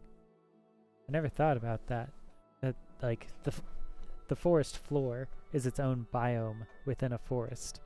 And if you're a wood elf, that can get really long and really deep. Good writing, good detail work. For several more, they took a labyrinth paths across fallen branches and the low-hanging boughs of great trees. All the while, hour after hour, the inexhaustible Bosmer host moved so fast the Cyrodiil struggled to keep from being left behind. A red-faced little merchant with short legs took a bad step on a rotten branch and nearly fell. His fellow provincials had to help him up. The Bosmer paused only for a moment, their eyes continually darting to the shadows in the trees above before moving on at their usual expeditious pace. What are they so nervous about? Wheezed the merchant irritably. More Kathy rate? Don't be ridiculous, laughed the Bosmer unconvincingly. Khajiit this far into Valenwood? In times of peace? They'd never dare. When the group passed high enough above the swamp that the smell was somewhat dissipated, Scotty felt a sudden pang of hunger. He was used to 4 meals a day in the Cyrodiilic custom. Hours of non-stop exertion without food was not part of his regimen as a comfortably paid clerk. He pondered, feeling somewhat delirious. How long had they been trotting through the jungle? 12 hours? 20? A week? Time was meaningless. Sunlight was only sporadic through the vegetative ceiling. Phosphorescent molds on the trees and in the muck below provided the only regular illumination. "Is it at all possible for us to get rest and eat?" he hollered to his host up ahead. "We're near to Falinsti," came the echoing reply. "Lots of food there." The path continued upward for several hours more across a clot of fallen logs, rising up to the first and then the second boughs of the tree line. As they rounded a long corner, the travelers found themselves midway up a waterfall that fell 100 feet or more. No one had the energy to complain as they began pulling up the stacks of rock, agonizing foot by foot.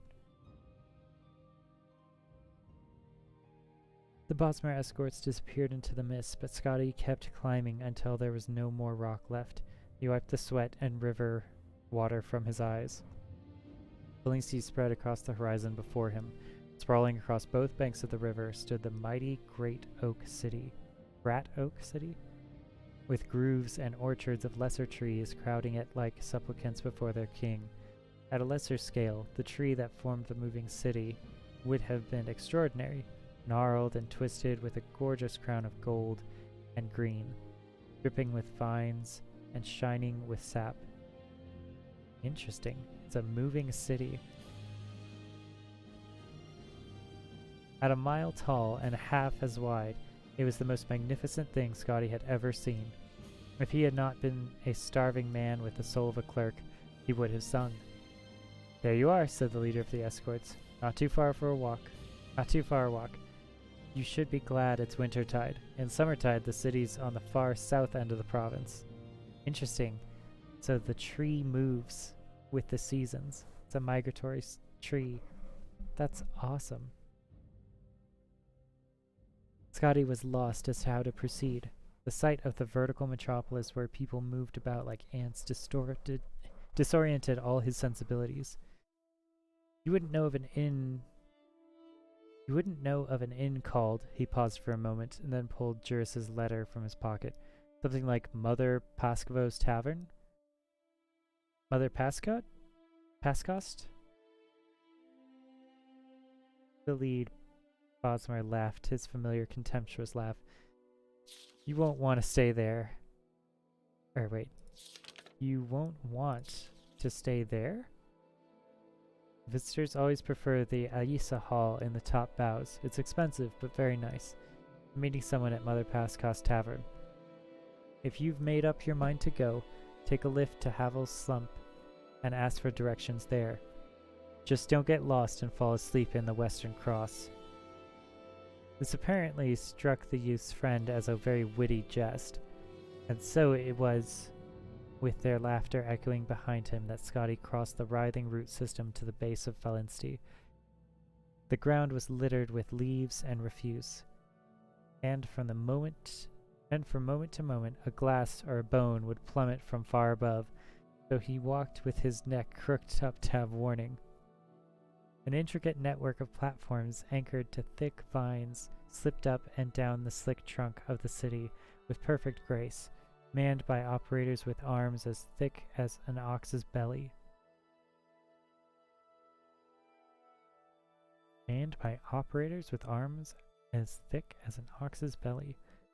I don't think that's... I guess the operators are just building operators, like not living people, but just a machine. Scotty approaches the nearest fellow at one of the platforms who is idly smoking from a glass pipe. "I was wondering if you might take me to Havel's Slump." The Mer nodded, and within a few minutes' time, Scotty was 200 feet in the air at a crook between two mighty branches. Curled webs of moss stretched unevenly across the fork, forming a sharing roof for several dozen small buildings. There were only a few souls in the alley, but around the bend ahead, you could hear the sound of music and people. Scotty tipped the Falinsti platform ferryman a gold piece and asked for the location of Mother Pascot's Tavern. "I don't know if I would give away gold that easy." "Straight ahead of you, sir, but you won't find anyone there," the ferryman explained, pointing in the direction of the noise. Morndas, everyone in Havel Slumps has revelry. So that's Mondays? I don't know what revelry is. Scotty walked carefully along the narrow street. Though the ground felt as solid as the marble avenues of the Imperial City, there were slick cracks in the bark that exposed fatal drops into the river. Oh God. Slick cracks in the bark. So I guess it's just...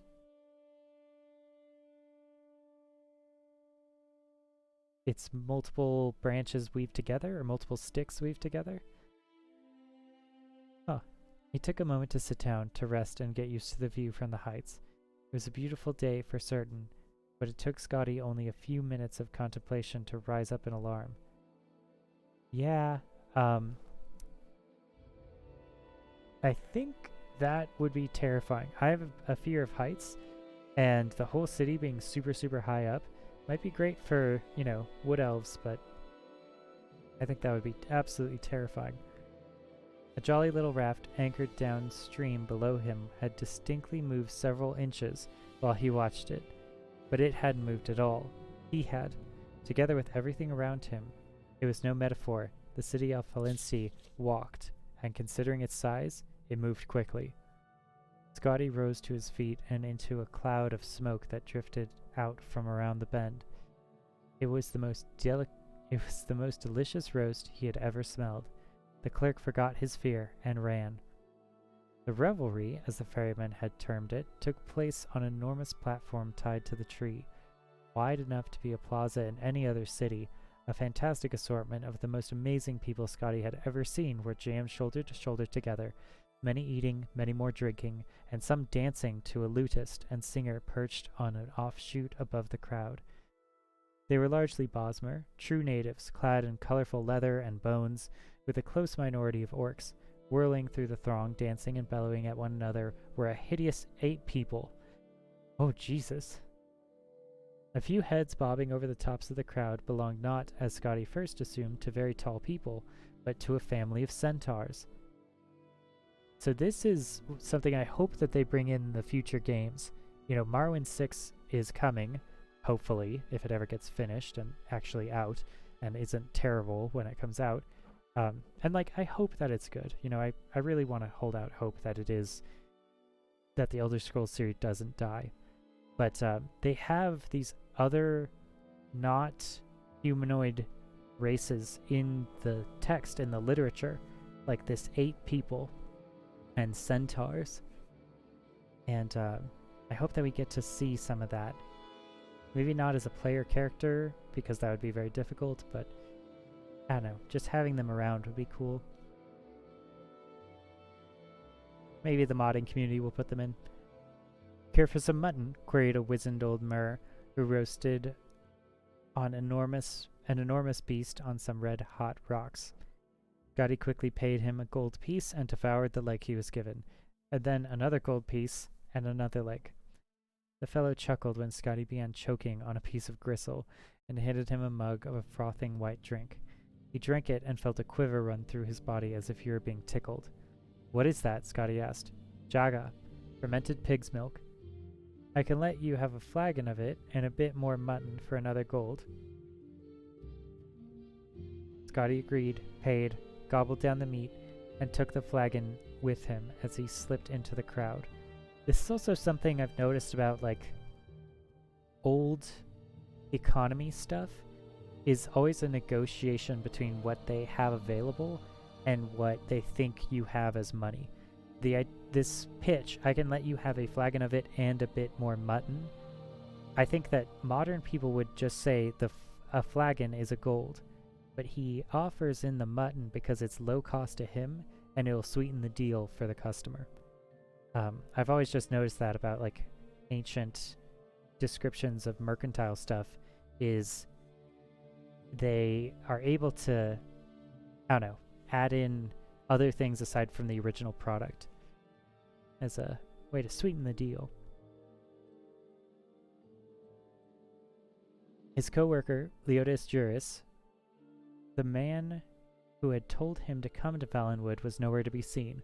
When the flagon was a quarter empty, Scotty stopped looking for Juris. When it was half empty, he was dancing with the group, oblivious to the broken planks and gaps in the fence work. Jesus. At 3/4 empty, he was trading jokes with a group of creatures whose language was completely alien to him. By the time the flagon was completely drained, he was asleep, snoring, while the revelry continued on all around his supine body. Supine is face up. Like you can drink soup. Prone is when you're on your stomach. It's an anatomy word. The next morning, still asleep, Scotty had the sensation of someone kissing him.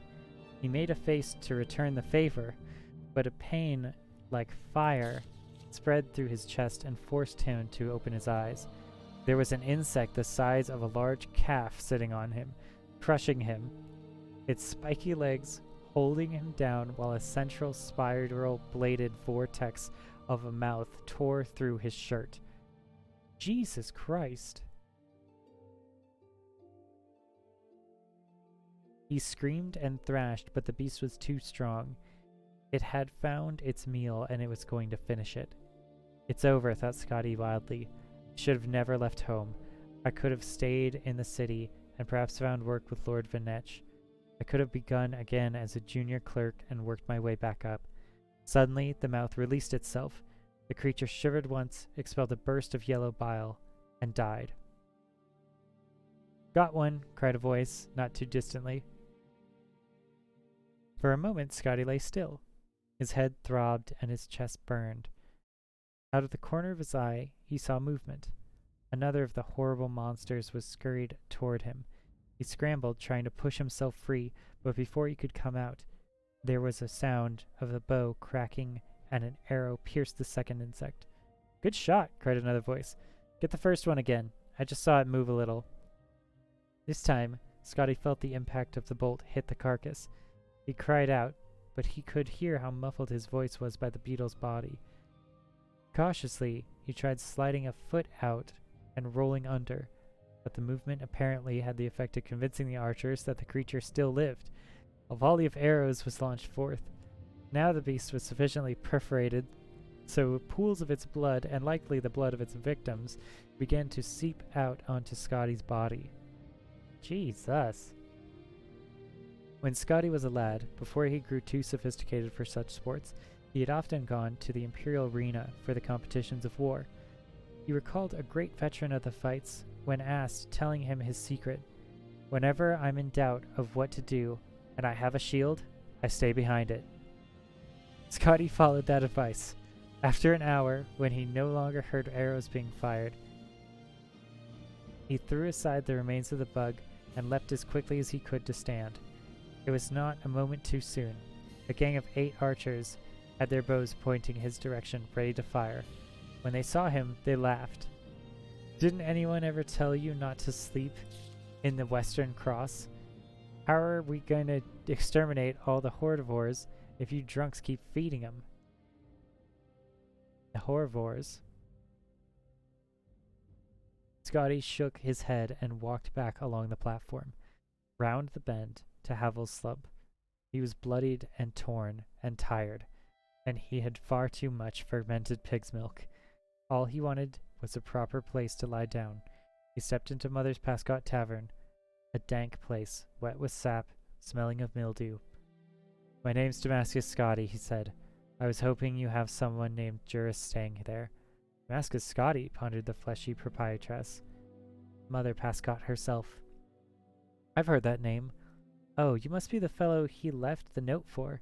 Let me see if I can find it. All right. Good lessons. Whenever I don't know what to do and I have a shield, I stay behind it.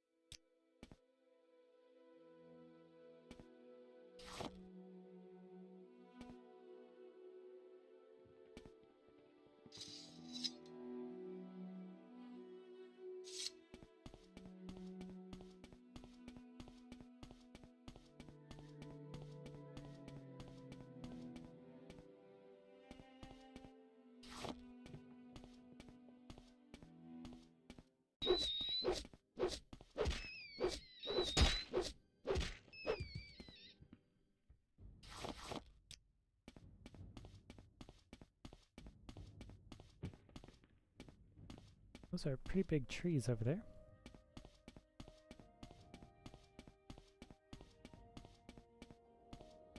I'm happy to fight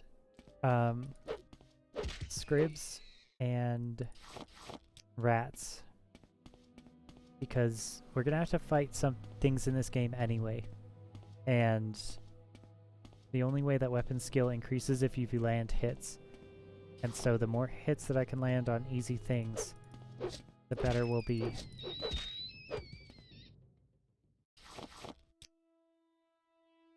It's kind of an organic way of grinding, to be honest. It's in many ways more realistic than some of the other systems, which is like when you hit something correctly, you remember that, and that's what experience is. Although I guess you should be getting experience from missing as well, considering if you miss, you know what not to do.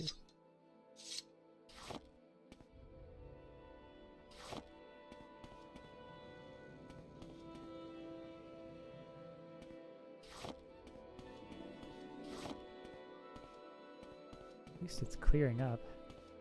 And this is at least a road.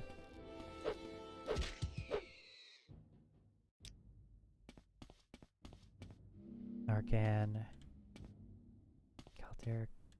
Oh, wait.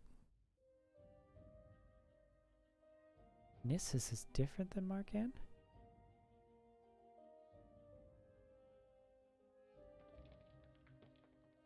Marcan must be more north than Nissus. Okay, well, we have to go to Nissus.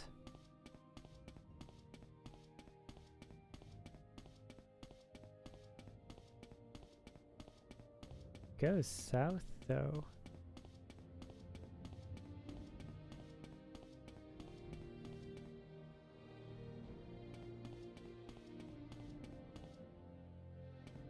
Guess this is why I didn't really take a lot of the roads earlier. Okay. I'm a different biome up here. At least there's some trees.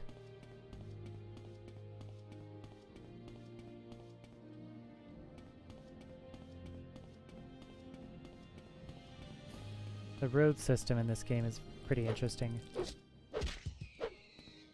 A disease script, oof. At least Dunmers have 25% resistance to common disease. Better than nothing.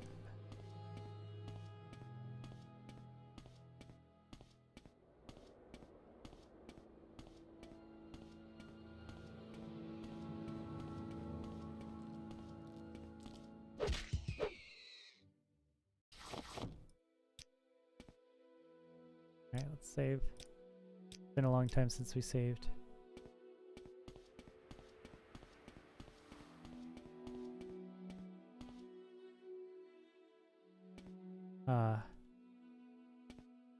Do we want to talk to this person? I guess we did just save. Oh my god, he's completely naked. He's a completely naked Nord. Hisson Deep Raid.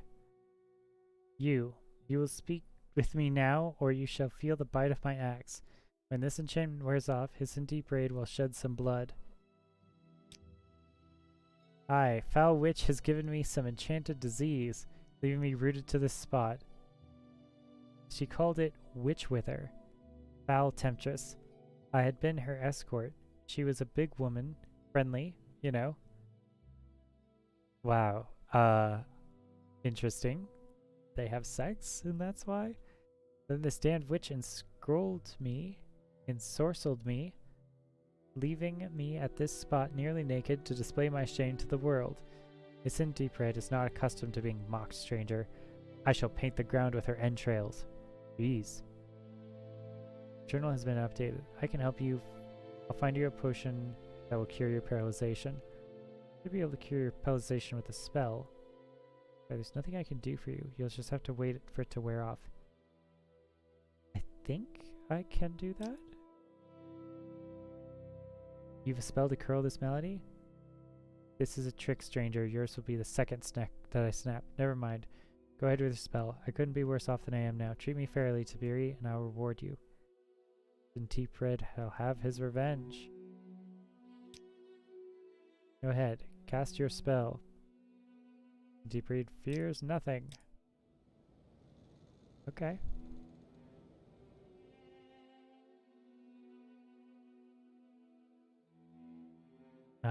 Oh, I have a spell that cures myself. I don't think I have a spell that cures him.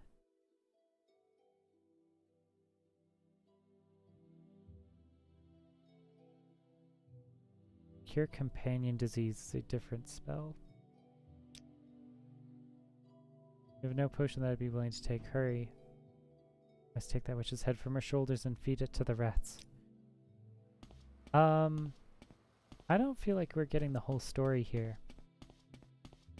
I'd like to see what that witch did. That's a long spell, though.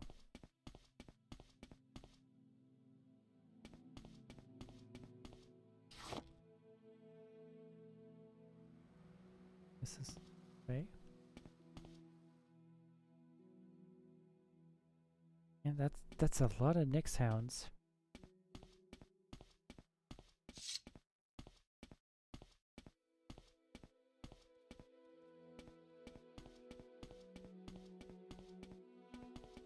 They don't seem to aggro to us. The Nyx hounds I think were easier than some of the other enemies that I was afraid of. I don't remember seeing that many Nyx hounds when I played it on Xbox. Maybe Morrowind Reborn has just turned up the volume of animals. There's so many animals here.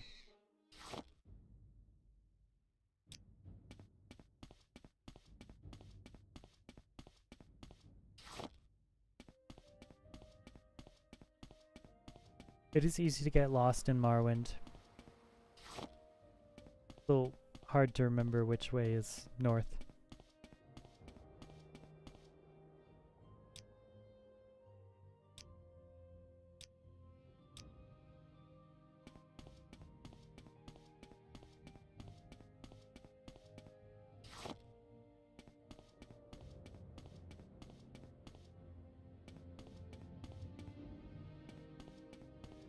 I mean, this is a really nice part of Morrowind. It's so strange, the sharp difference in biomes.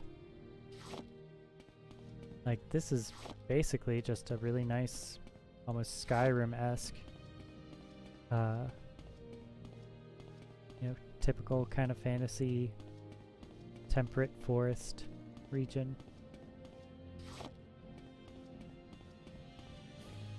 Should get my fatigue back.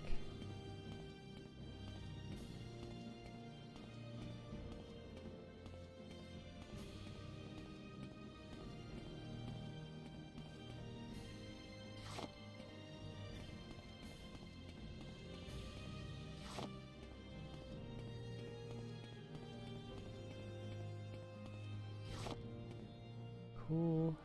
Nissus. Genesis. That thing seems hard to fight.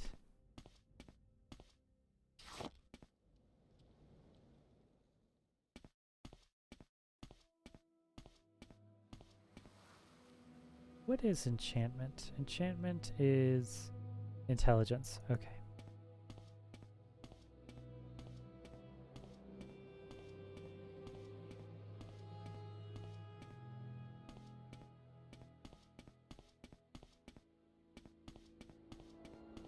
Okay, I guess they... I don't know if Morrowind ever had how aggressive animals are. They seem to let you pass just fine most of the way, and I'm not even sneaking.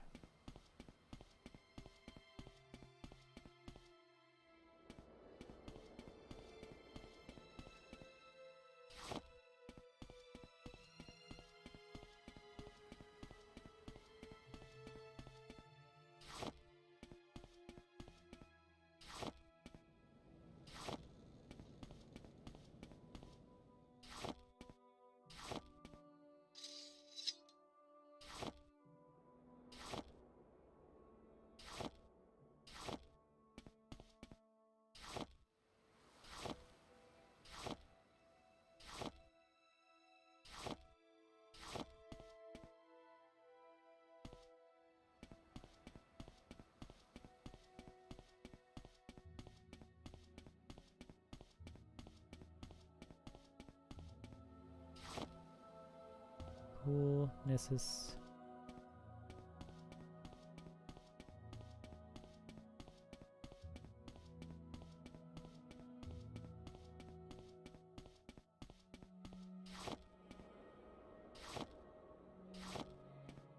Yeah, I mean, it's a big map.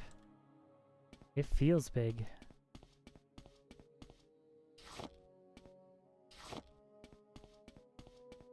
Even if it's not, like, objectively that big, it is...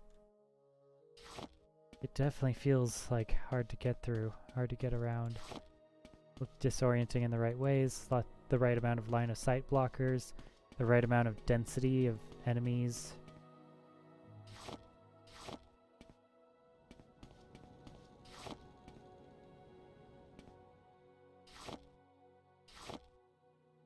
I'm a chronic berry picker.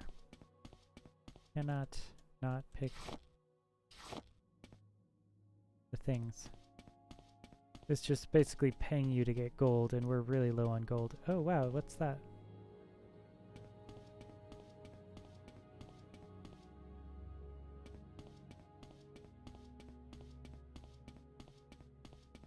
Okay, well I might need to go over there.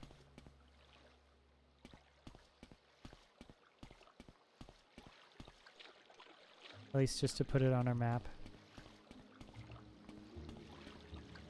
There's slaughterfish over there. We might be able to get up that.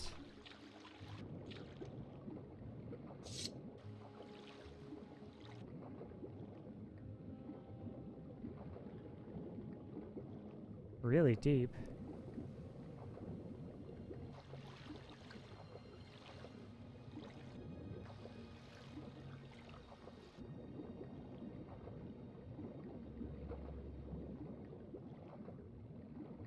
Can see it flipping out over there. Little shadow. Okay, so there's a tomb of some variety potentially over there. Family tomb. That's a gorgeous location for a family tomb, right by the water.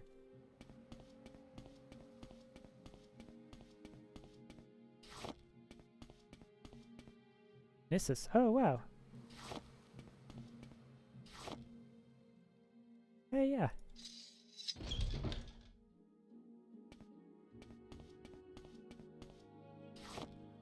Cool.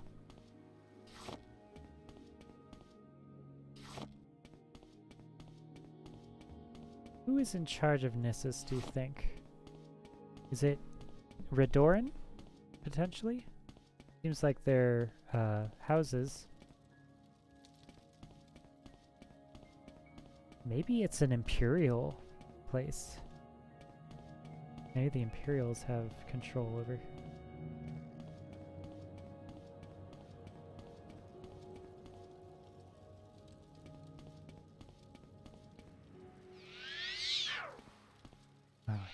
Oh, it's because I'm tired.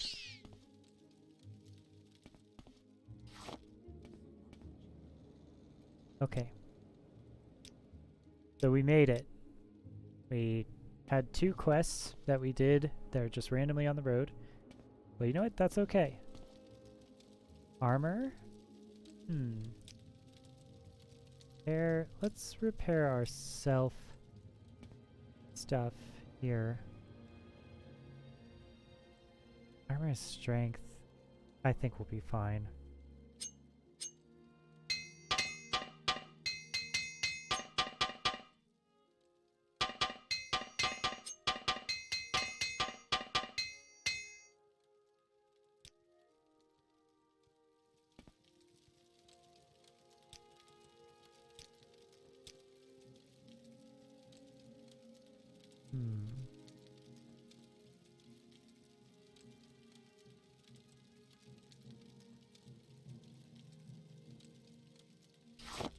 You don't take that? Okay.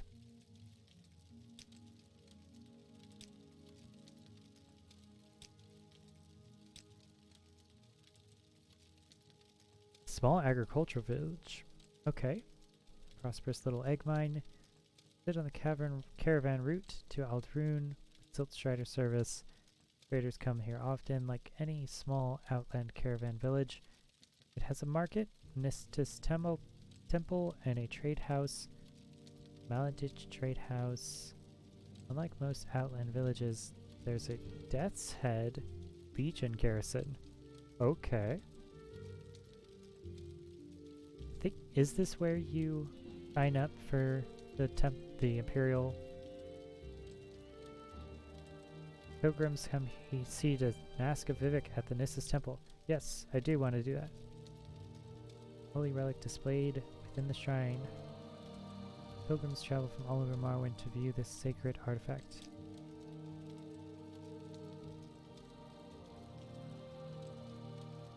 Visit the temple to play. The temple maintains a hostel for pilgrims and travelers and provides other services common at any small shrine.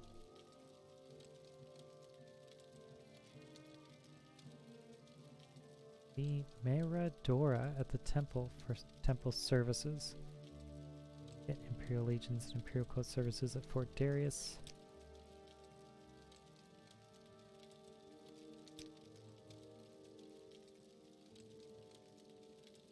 The help of House Redoran. Interesting. I named this fort after the garrison's commandant.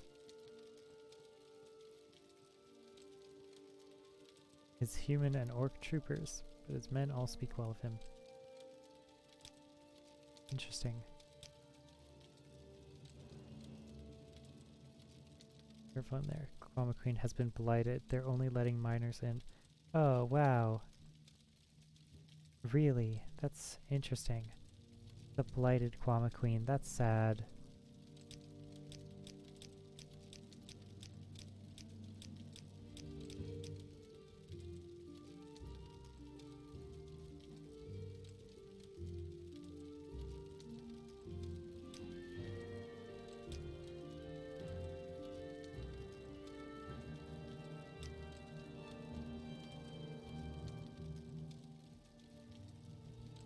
Renegade Telvanni wizard Baladas Devmani lives here in Alvastren. Old Veloth Tower. I don't know what Veloth is.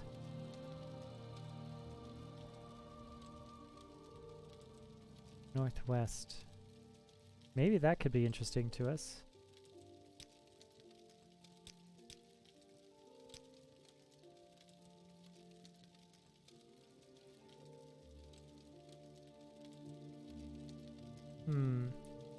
You know, our job is to ask him about the Dwemer stuff.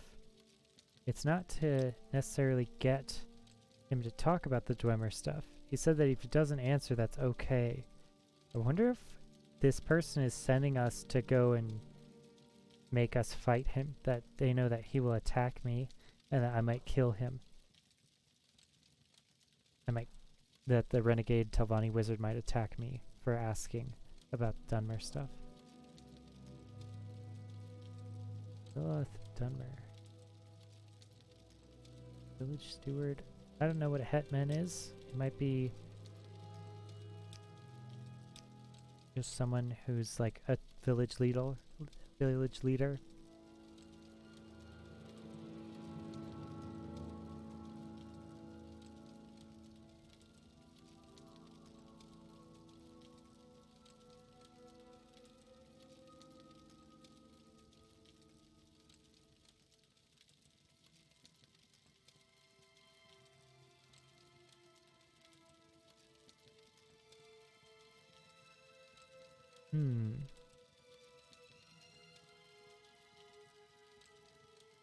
Alt Velothi. There's that word Velothi again.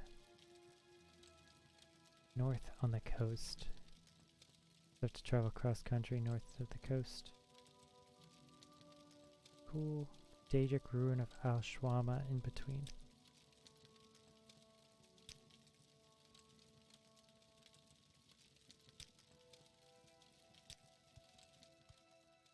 Okay.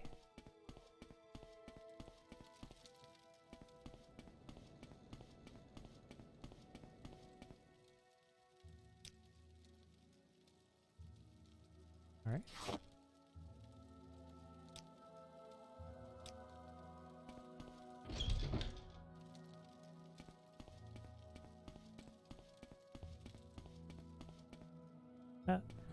They offer a Kwama egg. That's funny.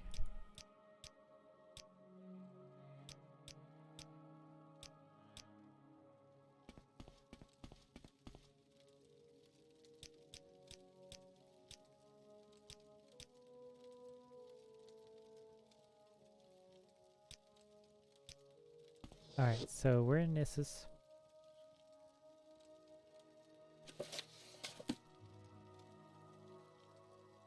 There's that book, Pilgrim Path.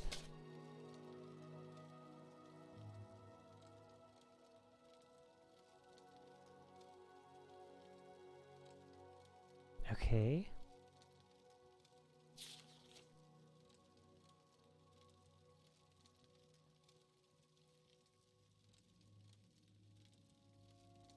So 1, 2 for Vivek. 3 for Vivek. This is the one we want.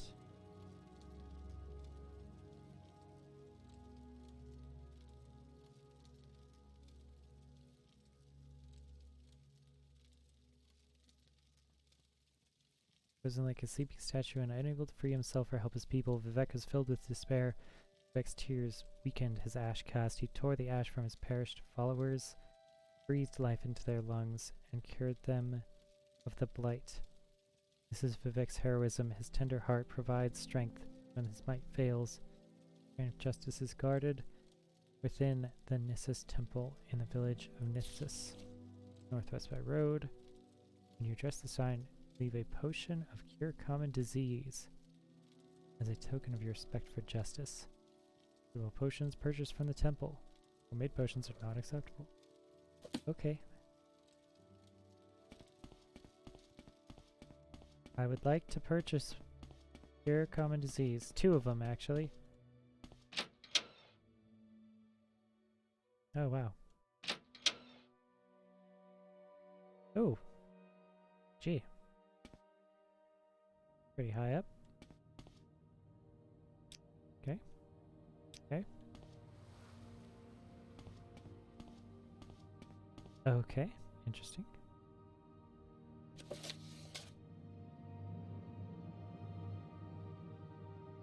Did we read this one yet? It's very short.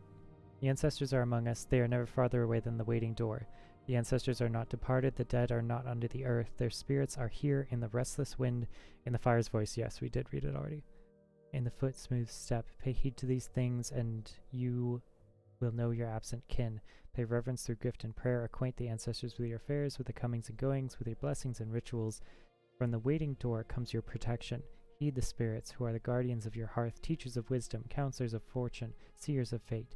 Each bone is a door through the wall of the world. Each bone is a road, with wisdom and power its travelers. Each bone is the ghost fence that guards us from evil.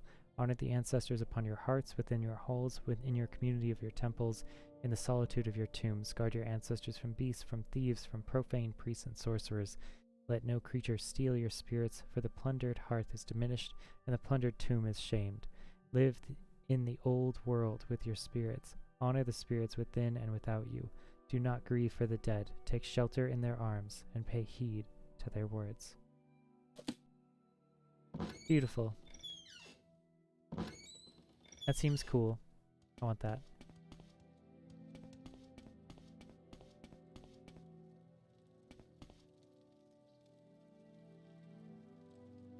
Here in Nissus, Vivek made a potion to cure a villager who had fallen ill but could not pay for the healing of the temple.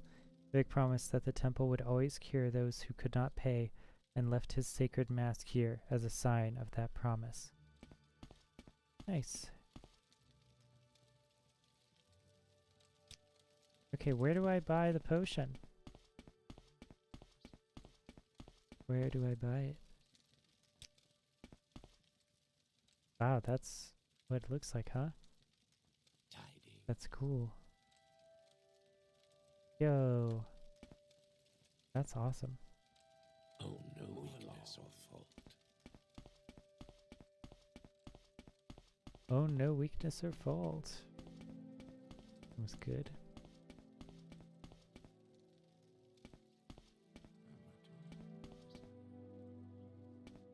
Yeah. Where do I buy? I want to give the temple money in exchange for potions. How can I do this? Cure Blight. Cure Common. I mean, I am a person who has that. So Is there something I can do for you? I'm good. Spells. Ooh. First barrier. 5 points. That's nice. Cure companion paralysis. That'd be funny.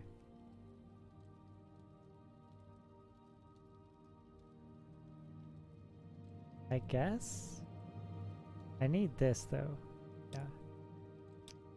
I need you to like me first. I need you to like me.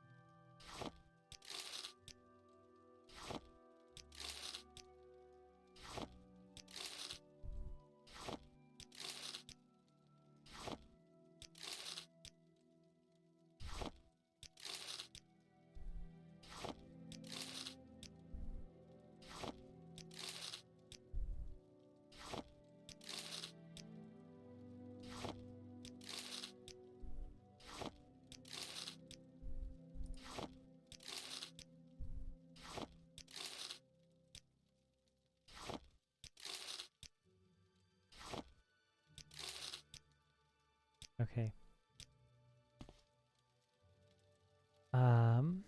Check for trades.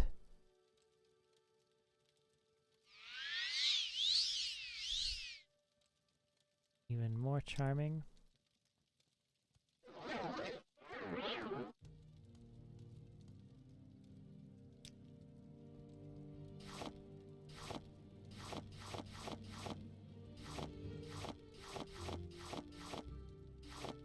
Keeping the ash yams. Didn't give away anything we need, right?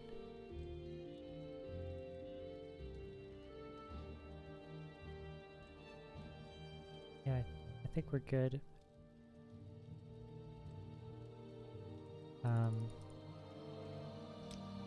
Oh.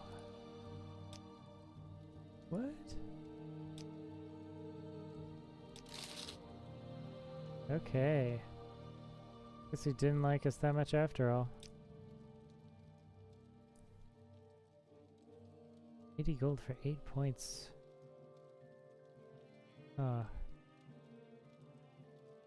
Store companion Magicka. Seems okay. 40 for 4. Yeah.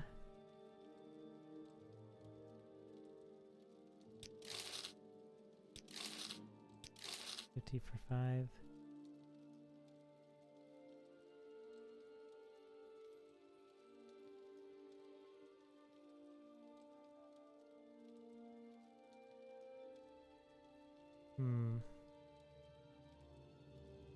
All these restores could be nice.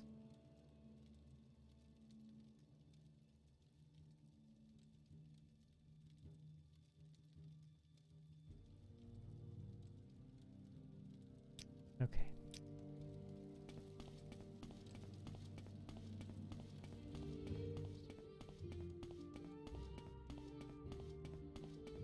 Let's do the pilgrimage.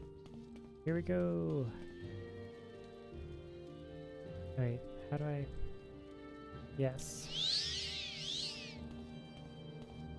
Grace of justice. Thank you for your justice. Lord Vivek, I shall be neither cruel nor arbitrary, for fair dealing earns the love, trust, and respect of our people.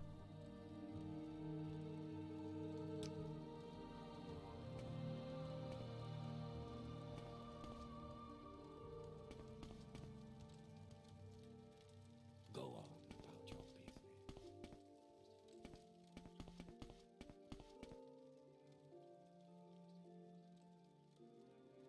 Isn't there something in here?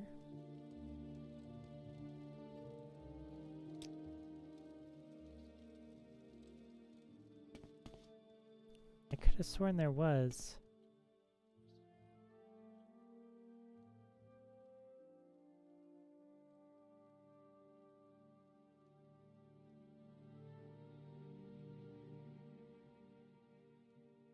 Not using mark and recall like I should.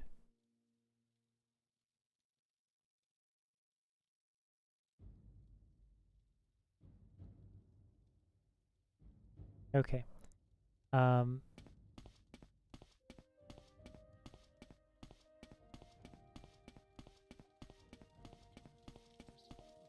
did we get for that?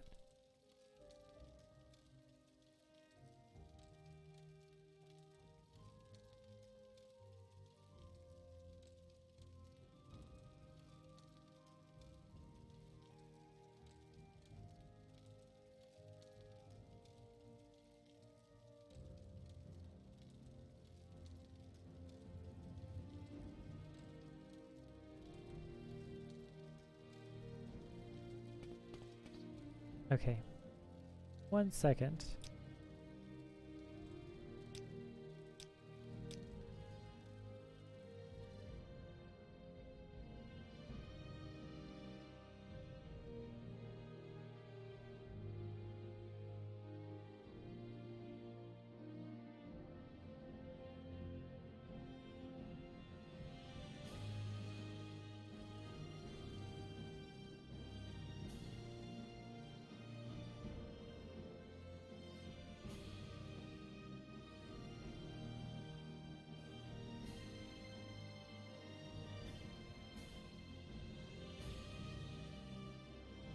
Alright, I'm going to end it here, just to break it up. You did for 2 hours and 40 minutes, that's great. And yeah, I will see you guys later and explore this thing about the Nissus Temple. I thought that there was like something we could do with the Mask of Vivek, but I'm not sure now. Okay, peace.